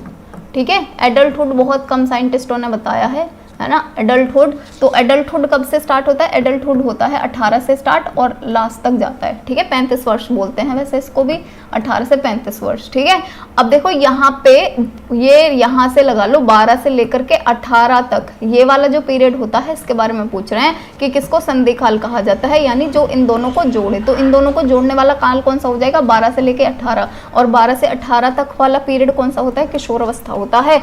तो डी अवस्था जो है, डी ऑप्शन जो है वो हो जाएगा हमारे यहाँ पे करेक्ट। ठीक, चलिए नेक्स्ट है, जिस प्रकार एक ऋतु के आगमन पर दूसरी ऋतु के आगमन के चिन्ह दिखाई देने लगते हैं, उसी प्रकार बाल्यावस्था और किशोरावस्था एक दूसरे से संबंधित होते हैं। ये किसने बोला है? इसके भी बारे में हम कल ऑलरेडी बात कर चुके हैं, है ना। किसने बोला? शब्द है परिवर्तन, शारीरिक, सामाजिक या मनोवैज्ञानिक, ठीक है। यानी किशोर अवस्था जो है उसकी विशेषताएं अगर आपको बतानी है तो आप अगर एक शब्द में बताना चाहते हैं तो कैसे बता सकते हैं? शारीरिक, सामाजिक और मनोवैज्ञानिक परिवर्तन, ठीक है। क्योंकि तीनों लेवल पे परिवर्तन होते हैं किशोर अवस्था के अंदर। जैसा कि मैंने बताया था, जब बच्चा 12 साल से 13 साल या 14 साल, ये वाले जो ईयर्स होते हैं ना, यहाँ पर हॉर्मोन्स जो हैं वो सिक्रीट होना स्टार्ट हो जाते हैं इंसान के अंदर या बच्चे के अंदर, ठीक है। हॉर्मोन्स, और हॉर्मोन्स जो होते हैं ना वो बच्चे को ये समझ लो कि बिल्कुल ही बदल देते हैं, है ना। जैसे आपने देखा होगा 13-14 साल की उम्र में बच्चा बहुत चिड़चिड़ा होता है ना, अपने माँ बाप का कहना नहीं मानेगा, बाहर उसको घूमने जाना है ना। फिर जो विपरीत लिंग होते हैं, जैसे लड़के का लड़की की तरफ अट्रैक्शन बढ़ जाएगा या लड़की का लड़के की तरफ अट्रैक्शन बढ़ जाएगा, और उनके अंदर इतने सारे हॉर्मोन्स, इतनी सारी एनर्जी होती है ना, वो नहीं निकलेगी तो फिर बच्चा फ्रस्ट्रेट भी होने लगता है। इसीलिए बोलते हैं शारीरिक परिवर्तन भी होते हैं, क्योंकि शरीर भी पूरा चेंज हो जाता है ना, चाहे वो लड़की हो चाहे लड़का हो, ठीक है। सामाजिक परिवर्तन भी होते हैं, क्योंकि समाज के साथ सामंजस्य बिठाने में उस टाइम पे दिक्कतें आती हैं। और मनोवैज्ञानिक भी, क्योंकि बच्चे के अंदर बहुत ज्यादा तनाव और ये वो सो फ्रस्ट्रेशन और ये सब रहता है, इसीलिए सारे के सारे परिवर्तन हो जाते हैं किशोर अवस्था में, ठीक है। और ये बोला किसने है? तो ये बोला है बिग और हंट ने। तो हमारा जो ए ऑप्शन है वो हो जाता है करेक्ट, बिल्कुल सही बता रहे हैं सारे के सारे। ए ऑप्शन जो है वही ही होगा करेक्ट, ठीक है जी। चलिए नेक्स्ट क्वेश्चन की तरफ बढ़ते हैं। तो नेक्स्ट जो क्वेश्चन है वो है किशोर अवस्था बड़े संघर्ष, तनाव, तूफान तथा विरोध की अवस्था है। ये किसने बोला था? तो देखो इसको याद करने के लिए मैंने ये बोला था, यहाँ पे क्या लिख रहा है? स्ट्रगल, स्ट्रेस, स्टॉर्म, ठीक है। तीनों चीज एस से स्टार्ट हो रही हैं। किसने बोला है? एस वाले साइंटिस्ट ने ही बोला है, यानी स्टैनले हॉल ने बोला है। तो हमारा जो बी ऑप्शन है वो यहाँ पे हो जाता है करेक्ट। नेक्स्ट है किशोर अवस्था प्रबल दबाव तथा तूफान, तनाव एवं संघर्ष का काल है। ये किसने बोला है? ठीक है। अब इन्होंने क्या बोला है? इंटेंस, प्रेशर, स्ट्रेस, स्ट्रॉम और स्ट्रगल। वैसे तो इन्होंने भी एसएस वाले कथन ही यूज करे हैं, ठीक है, पर ये किसने बोला है? ये बोला है हॉल ने। तो हमारा जो ए ऑप्शन है वो यहाँ पे हो जाता है करेक्ट ऑप्शन, ठीक। चलिए नेक्स्ट क्वेश्चन की तरफ बढ़ेंगे। तो नेक्स्ट जो क्वेश्चन है वो है किशोर अवस्था बड़े संघर्ष। अच्छा ये वाला तो हो चुका है, नेक्स्ट पे बढ़ते हैं। नेक्स्ट जो हमारी स्लाइड है वो है किशोर अवस्था शैशवावस्था की पुनरावृत्ति है। ये किसने बोला है ना, कि जो किशोर अवस्था होता है वो शैशवावस्था की तरह ही है ना, यानी रिपीटिशन होता है शैशवावस्था का। ये किसने बोला है? तो ये बोला है रॉस ने। हमारा जो सा ऑप्शन है वो यहाँ पे हो जाएगा करेक्ट। नेक्स्ट है काम समस्त जीवन का नहीं तो किशोर अवस्था का अवश्य ही मूल तत्व है ना। अब यहाँ पे काम, जो हम काम करते हैं, जो वर्क करते हैं, उसकी बात नहीं हो रही है। यहाँ पे किसकी बात हो रही है? यहाँ पे ये वर्क नहीं आएगा, यहाँ पे आएगा सेक्स डिजायर, ठीक है, कि जो सेक्स डिजायर होता है, जो काम होता है, वो पूरे जीवन का नहीं तो किशोर अवस्था का तो अवश्य ही मूल तथ्य है। क्योंकि जैसे कि आपको पता होगा किशोर अवस्था का मेन चीज क्या होता है? हॉर्मोन्स यहाँ पे बहुत ज्यादा सिक्रीट होते हैं और पहली बार सिक्रीट होते हैं, तो बच्चे को समझ ही नहीं आता कि मेरी बॉडी के साथ हो क्या रहा है ना। तो ये किसने बोला है? बेसिकली ये रॉस ने बोला है। हमारा जो बी ऑप्शन है वो यहाँ पे हो जाता है करेक्ट ऑप्शन, ठीक। चलिए नेक्स्ट क्वेश्चन की तरफ बढ़ेंगे। तो नेक्स्ट जो क्वेश्चन है वो है किशोर अवस्था जीवन का सबसे कठिन काल है ना। कठिन काल किसने बोला है? ये काका से याद करवाया था, यानी कठिन काल मतलब किलपैट्रिक, ठीक है। किलपैट्रिक या फिर किलपैट्रिक भी दिया होगा, है ना। ये कहीं कहीं पे किलपैट्रिक दिया होता है, कहीं कहीं पे किलपैट्रिक दिया होता है, मोस्टली तो किलपैट्रिक ही दिया होता है, तो किलपैट्रिक भी आप याद कर सकते हो, ठीक है। नेक्स्ट है 20वीं शताब्दी को बालक की शताब्दी किसने बोला है? क्रो एंड क्रो ने बोला है 20वीं सदी को बालक की शताब्दी, ठीक। नेक्स्ट है किशोरों की शिक्षा के लिए आवश्यक है। किशोरों की शिक्षा के लिए सबसे ज्यादा आवश्यक चीज क्या है? किशोर का मतलब क्या है? जो बच्चा 12 से 18 वर्ष का है ना, इनके लिए सबसे जरूरी जो शिक्षा है वो कौन सी हो जाती है? नैतिक शिक्षा हो जाती है, ठीक है, यानी मोरल एजुकेशन हो जाती है। यानी इनको समझ आना चाहिए कि समाज में बेसिकली कैसे रहना है, समाज के जो रूल्स हैं, जो नॉर्म्स हैं, उनको कैसे फॉलो करना है ना। चलिए नेक्स्ट है बालक के नैतिक विकास का तात्पर्य है उसका, कि नैतिक विकास जो होता है उसका मतलब क्या होता है। तो देखो नैतिक विकास का मतलब क्या होता है कि हमारी जो पर्सनैलिटी है वो बढ़िया बन जाए, है ना। हमें लोगों की दुख जो है वो समझ आने चाहिए, लोगों के दुख में हमें शामिल होना मतलब शामिल होना आना चाहिए, हमें लोगों से एम्पैथी या सिंपैथी भी आनी चाहिए, ठीक है, समाज में किसी को हर्ट ना करें हम, हमें वो चीज़ें आनी चाहिए, है ना। तो नैतिक विकास का मतलब क्या होता है, चारित्रिक विकास होता है, तो डी ऑप्शन जो है वो हो जाएगा करेक्ट। नेक्स्ट है डगलस और हॉलैंड के अनुसार संघर्ष का अर्थ है, संघर्ष जो है उसका मतलब क्या होता है ना, संघर्ष यानी कि कॉन्फ्लिक्ट जो होता है उसका मतलब क्या होता है, ठीक। नेक्स्ट है विरोध की कष्टदायक अवस्था या विपरीत इच्छा या अनहोनी घटना, ठीक है। देखो तीनों चीजें कॉन्फ्लिक्ट या फिर संघर्ष का ही अर्थ है। कॉन्फ्लिक्ट या संघर्ष जो होता है ये बेसिकली क्या होता है, जैसे हमारे मम्मी पापा जब हम अपनी किशोर अवस्था में होते हैं, हम मतलब लड़कियों का तो नहीं होता मोस्टली, पर लड़कों का होता है, जब वो 12 से 18 साल वाली एज में होते हैं तो उनको एक कहावत भी है कि जब कोई भी लड़का छोटा होता है ना, यानी बाल्यावस्था तक होता है, तब उसको ऐसे लगता है कि मेरे पापा जो हैं वो बहुत कुछ जानते हैं, है ना, उनसे ज़्यादा तो कोई जानता ही नहीं है, कुछ भी पूछो वो सब बता देते हैं, है ना। फिर जब बच्चा 12 से 18 के साल की एज में आता है ना, तब उसको ऐसे लगने लगता है कि मेरे पापा तो कुछ नहीं जानते, है ना। उसको अपनी चलानी है, अपने दोस्तों के साथ घूमने जाना है, उसके माँ बाप मना करेंगे, उसको मानना नहीं है ना। उसकी भी गलती नहीं है, क्योंकि बच्चा जो है जब भी किशोर अवस्था में आता है तो उसके अंदर बहुत सारे हार्मोन्स सिक्रीट होने लगते हैं, तो हार्मोन्स का दोष होता है, बेसिकली बच्चे का दोष भी नहीं होता, है ना, वो हार्मोन्स ही सब कुछ करवा रहे होते हैं, है ना। तो यहाँ पर वही है कि कॉन्फ्लिक्ट जो होता है नहीं, अपने माँ बाप की बातें नहीं मानेंगे, जो कोई बोलेगा उसका उल्टा ही करना है, ठीक है। तो डगलस और हॉलैंड ने जो संघर्ष है, संघर्ष यही है जो मैं भी आपको बता रही थी। तो संघर्ष जो है इसका मतलब क्या बताया है, इन्होंने बताया है कि विरोध की कष्टदायक अवस्था, है ना, विरोध करेंगे, ठीक है, और विरोध करेंगे, उनको दुख भी होगा कि हम क्यों विरोध कर रहे हैं अपने माँ बाप से, लेकिन फिर भी करेंगे। नेक्स्ट है विपरीत इच्छा, है ना, कि माँ बाप बोलेंगे बेटा ऐसे इधर उधर मत घूमा करो, ज़्यादा ही मत करो, लेकिन उनको घूमने में ही मज़ा आ रहा है। और नेक्स्ट है अनहोनी घटना, ठीक है, जब उल्टी सीधी चीज़ें करेंगे बच्चे तो कुछ ना कुछ अनहोनी घटेगी ही घटेगी, यानी डी ऑप्शन जो है वो हो जाएगा करेक्ट ऑप्शन। नेक्स्ट है मानव विकास के क्रम में किस अवस्था को संवेगात्मक अस्थिरता की अवस्था कहा जाता है, ठीक है।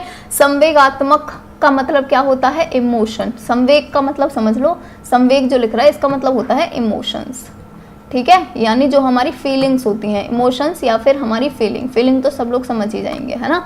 संवेगात्मक अस्थिरता का मतलब क्या हो गया, जैसे इंस्टेबिलिटी, तो इसका मतलब क्या होता है कि जो हमारे इमोशंस होते हैं, जो हमारी फीलिंग्स होती हैं, हम उनको कंट्रोल नहीं कर पाते, ठीक है, और हमारे कंट्रोल से बाहर हो जाती है हमारी फीलिंग्स या हमारे इमोशंस, तो हम किसी के ऊपर चिल्ला पड़ेंगे, ठीक है, किसी को कुछ भी बोल देंगे, तो उसको हम बोलते हैं संवेगात्मक अस्थिरता, ठीक है। और ये कौन से वाले अवस्था में आएगी, किशोर अवस्था में आएगी, क्योंकि किशोर अवस्था में ही तो हार्मोन सिक्रीट हो रहे हैं, और जितनी भी उल्टी सीधी चीज़ें कौन करवा रहा है, हार्मोन से तो करवा रहे हैं, बस ये याद रखो, जितनी भी उल्टी सीधी चीज़ हो रही है कौन करवा रहा है, हार्मोन्स करवा रहे हैं। और हार्मोन्स कब सिक्रीट होते हैं, किशोर अवस्था के अंदर सिक्रीट होते हैं। किशोर अवस्था के बाद तो फिर खैर होते ही रहते हैं, पर किशोर अवस्था में क्योंकि पहली बार सिक्रीट होते हैं ना, तो बच्चे को उनको कंट्रोल करना नहीं आता, ठीक है, तो उसकी वजह से जो उनके इमोशंस या फीलिंग्स वगैरह हैं वो भी जब बहुत ज़्यादा बढ़ जाती हैं और बच्चा उनको कंट्रोल नहीं कर पाता, ठीक है, किसी के भी ऊपर गुस्सा हो जाएगा, चिड़चिड़ा हो जाएगा, किसी को भी उल्टा कुछ बोल देगा, ठीक है, ये सारी की सारी चीज़ें होती हैं। चलिए नेक्स्ट क्वेश्चन की तरफ शिफ्ट होते हैं। तो नेक्स्ट जो क्वेश्चन है वो है संचय की अवस्था कहलाती है। संचय का मतलब क्या होता है कि जो भी चीज़ें हमारे सामने हैं हम उनको अपने दिमाग में बिठाते जा रहे हैं, है ना, उनको हम रिकॉर्ड करते जा रहे हैं बेसिकली, ठीक है, तो या हम बोल सकते हैं रिकॉर्ड करते जा रहे हैं, है ना। तो संचय अवस्था जो होती है वो हम किसको बोलते हैं, किशोर अवस्था को ही बोलते हैं। देखो 12 से 18 साल वाली एज ना ऐसी होती है ना, कि बहुत सारी इंपॉर्टेंट चीज़ें भी इसी एज में ही होती हैं, है ना। जैसे चलो उस सब में नहीं जाते हैं ना, क्योंकि अभी हम पढ़ाई कर रहे हैं, पर बहुत सारी चीज़ें पहली बार इसी एज में ही होती हैं, है ना। और जो भी चीज़ें हमारे सामने हो रही होती हैं ना वो सब हमारे दिमाग में बैठती जाती हैं। नेक्स्ट है किशोर अवस्था की विशेषताएं जो हैं वो कौन कौन सी हैं, ठीक है। सबसे पहली है आत्मप्रेम। आत्मप्रेम का मतलब क्या होता है, अपने आप से प्रेम करना, ठीक है, तो ये बात तो करेक्ट है। और नेक्स्ट है विषम लिंगी, ये विषम होगा, है ना, विपम नहीं, विषम लिंगी होगा, ठीक है। तो विषम लिंगीय कामुकता यानी कि जो इसका मतलब क्या हुआ कि जो विपरीत लिंग होते हैं, यानी लड़के का लड़की की तरफ अट्रैक्शन होना और लड़की का लड़के की तरफ अट्रैक्शन होना। और नेक्स्ट है कल्पना की बहुलता, यानी इमेजिनेशन जो है वो बहुत ज़्यादा अपने चरम पर होती है। जैसे आपने देखा ही होगा 12 से 18 साल की एज में ना बहुत कुछ हम अपनी कल्पनाओं में ही करते रहते हैं ना, कि यहाँ घूमने जाऊंगा मैं तो ऐसे करूंगा, ये करूंगा, वो करूंगा। तो ये तो कल्पना की बहुलता भी होती है, यानी ये सभी जो है ये हो जाएगा हमारा करेक्ट ऑप्शन। नेक्स्ट है किशोर अनुभव करते हैं। किशोर जो है वो किस चीज का अनुभव करते हैं, है ना, किस चीज का अनुभव करते हैं, आत्मसिद्धि के भाव का, यानी सेल्फ अकम्प्लिशमेंट की फीलिंग तो होती ही होती है ना। नेक्स्ट है दुश्चिंता एवं स्वयं से, नहीं आत्मसिद्धि का भाव यहाँ पर नहीं आएगा, यहाँ पर कैसे आएगा, तो बुढ़ों में आता है आत्मसिद्धि का भाव, तो ठीक है, यानी कब आएगा, ये जब आएगा जब आत्मसिद्धि का भाव का मतलब क्या होता है, जैसे हम जो करना चाहते थे जीवन में हमने कर लिया, ठीक है, वो होता है आत्मसिद्धि का भाव। और ये कब आता है, जब कोई 50-60 साल के एज के ऊपर चला जाता है व्यक्ति, और जब वो अपने जीवन में जो कुछ भी करना चाहता था, जिस लड़की से शादी करना चाहता था उस लड़की से शादी कर ली, जैसी जॉब करना चाहता था वैसी जॉब कर ली, जितने पैसे कमाने चाहता था उतने पैसे कमा लिए, जैसा बच्चे को बनाना चाहता था वैसे बच्चे बना लिए उसने, है ना। तो ये होता है आत्मसिद्धि का भाव, यानी मैं जो करना चाहता था जीवन में मैंने वो सब कर लिया। तो ये तो नहीं होगा किशोर अवस्था में, ये कब होता है, तो बहुत आगे जाके होता है 50-60 साल की उम्र के बाद, है ना। नेक्स्ट है दुश्चिंता एवं स्वयं से सरोकार, है ना। दुश्चिंता का मतलब क्या हुआ है, जैसे दूसरों की चिंता ही नहीं है, उसको सिर्फ और सिर्फ अपने से मतलब है, स्वयं से सरोकार है, ठीक। तो ये वाला बी ऑप्शन हो जाएगा करेक्ट। नेक्स्ट है जीवन के बारे में परितृप्ति, यानी सेटिस्फेक्शन होती है, लाइफ के बारे में बिल्कुल भी नहीं, अभी तो उसकी लाइफ स्टार्ट हुई है ना। किशोर अवस्था 12 साल से स्टार्ट हुई है, तो अभी तो समझ लो उसकी जो लाइफ है वो स्टार्ट हुई है, तो उसका जीवन स्टार्ट हुआ है, परितृप्ति कैसे हो जाएगी, ठीक है। सेटिस्फेक्शन अभी कैसे हो जाएगा जिंदगी से, सेटिस्फेक्शन भी बाद में ही होता है ना, 50-60 की एज के बाद। और अपराध बोध भी नहीं होता है यहाँ पर बिल्कुल भी, ठीक है, क्योंकि जो वो कर रहा होता है अब जो उसके मन को अच्छा लगता है वही करता है, ठीक है। तो यहाँ पर हमारा जो बी ऑप्शन है वो हो जाता है करेक्ट ऑप्शन, ठीक। चलिए नेक्स्ट क्वेश्चन की तरफ बढ़ेंगे। तो नेक्स्ट जो क्वेश्चन है वो है मानसिक स्वतंत्रता एवं विद्रोह की भावना प्रबल होती है। मानसिक स्वतंत्रता, ठीक है, कि मुझे किसी के बारे में कुछ नहीं सोचना है, मुझे किसी से कोई लेना देना नहीं है, मेरे से कोई कुछ मत पूछो, मैं कहाँ जा रहा हूँ, मैं किससे मिल रहा हूँ, ये होता है मानसिक स्वतंत्रता। और विद्रोह की भावना, जैसे कि अगर कोई मेरे को कुछ भी मना करेगा किसी भी चीज़ के लिए तो मैंने उसकी बात माननी नहीं है ना, उसको विद्रोह करना है उस चीज का। तो विद्रोह की भावना प्रबल होती है, किस अवस्था में होती है, किशोर अवस्था में, ठीक है। चलिए नेक्स्ट है आपराधिक प्रवृत्ति का सर्वाधिक विकास होता है। आपराधिक प्रवृत्ति का यानी व्यक्ति जो है वो अपराधी भी बन सकता है, कोई अपराध भी कर सकता है। तो सर्वाधिक विकास कब होता है, तो सर्वाधिक विकास कब होता है, किशोर अवस्था में। इसीलिए बोलते हैं बच्चे को कि अगर कोई भी बच्चा 18-19 साल की एज तक बढ़िया है ना, अगर यहाँ तक उसके माँ बाप या जो भी है या बच्चा खुद को संभाल कर ले आया 18-19 साल तक, तो आगे उसको कुछ नहीं होने वाला फिर, ठीक है। क्योंकि जो मेन बिगड़ने वाली एज होती है ना वो 14-15 साल से लेकर के और 20 साल तक बोली जाती है ना। और यही पीरियड आता है किशोर अवस्था के अंदर। किशोर अवस्था 12 से 18 साल की एज की होती है ना। तो अगर यहाँ पे बच्चे को संभाल के ले आए उसके माँ बाप, या बच्चा अगर खुद इतना समझदार है कि उसको बाकी सारी जो पूरी चीज़ें हैं उनके बीच में नहीं पड़ना है, वो खुद को संभाल के ले आया, तो आगे फिर वो बढ़िया ही रहेगा, वो जाएगा ही नहीं बुरी चीज़ों की तरफ, है ना। तो आपराधिक प्रवृत्ति जो है उसका सर्वाधिक विकास किशोर अवस्था में होता है।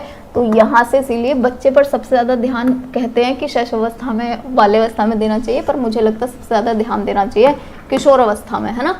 नेक्स्ट है बाल अपराधियों के संबंध में यह कथन कि अधिकतर बाल अपराधी उन्हीं परिवार में मिलते हैं जहां सामाजिक संबंधों की स्थापना में बाधा पड़ सकती है। ये किसने बोला है, तो ये हीली और ब्रूनर ने बोला था, ठीक। तो सा ऑप्शन हो जाता है हमारा यहाँ पे करेक्ट ऑप्शन। नेक्स्ट है किशोर अवस्था में शिक्षा का स्वरूप होता है, यानी जो शिक्षा का स्वरूप होता है वो कैसा होता है, कैसी शिक्षा देनी चाहिए किशोर अवस्था में, यानी बच्चा जब 12 से 18 साल का है तो उसको कैसी एजुकेशन की ज़रूरत है, किस तरीके की शिक्षा की ज़रूरत है। देखो शारीरिक शिक्षा बहुत ज़्यादा जरूरी है, क्योंकि यहाँ पर बच्चे का जो शरीर है ना, जैसे हमने पढ़ा था कि शारीरिक विकास जो है वो बहुत तेज़ी से होता है 12 से 18 साल वाली एज में, या फिर हम बोले किशोर अवस्था में और शैशवावस्था दोनों में, है ना। तो शारीरिक विकास बहुत ज़्यादा जरूरी है, एक्सरसाइज या जिम जाना जरूरी है, जिम भी ना जाओ तो एक्सरसाइज वगैरह कर लो। शारीरिक विकास बहुत ज़्यादा जरूरी है। खाने पीने पे बहुत ध्यान देना चाहिए 12 से 18 साल वाली एज में, है ना। Proper protein, proper carbohydrate, fibres, ये सब डाइट में होने चाहिए, विटामिन मिनरल सब कुछ। ठीक, नेक्स्ट है मानसिक विकास। तो मानसिक विकास भी क्योंकि 12 से 18 साल वाली एज कौन सी है, जब आप 6th क्लास से, और ज़्यादा जरूरी होता है कि बच्चे का मानसिक विकास भी हो। वैसे मानसिक विकास की जो एक प्रॉपर आयु होता है ना, मानसिक विकास बोलते हैं 6 साल की आयु तक कंप्लीट हो जाता है ना, 6 साल की आयु तक मानसिक विकास पूरा हो जाता है बच्चे का। फिर उसका जो मानसिक विकास है ना, उसकी क्षमता में वृद्धि लाते हैं हम। मानसिक विकास तो जितना होना है हो गया 6 साल की उम्र तक, उसकी क्षमता में वृद्धि होती है ना, क्षमता में वृद्धि को ही यहाँ पे मानसिक विकास बोला जा रहा है। तो मानसिक विकास भी, संवेगात्मक विकास का मतलब क्या होता है कि जो इमोशनल डेवलपमेंट है, यानी कि जो फीलिंग्स हैं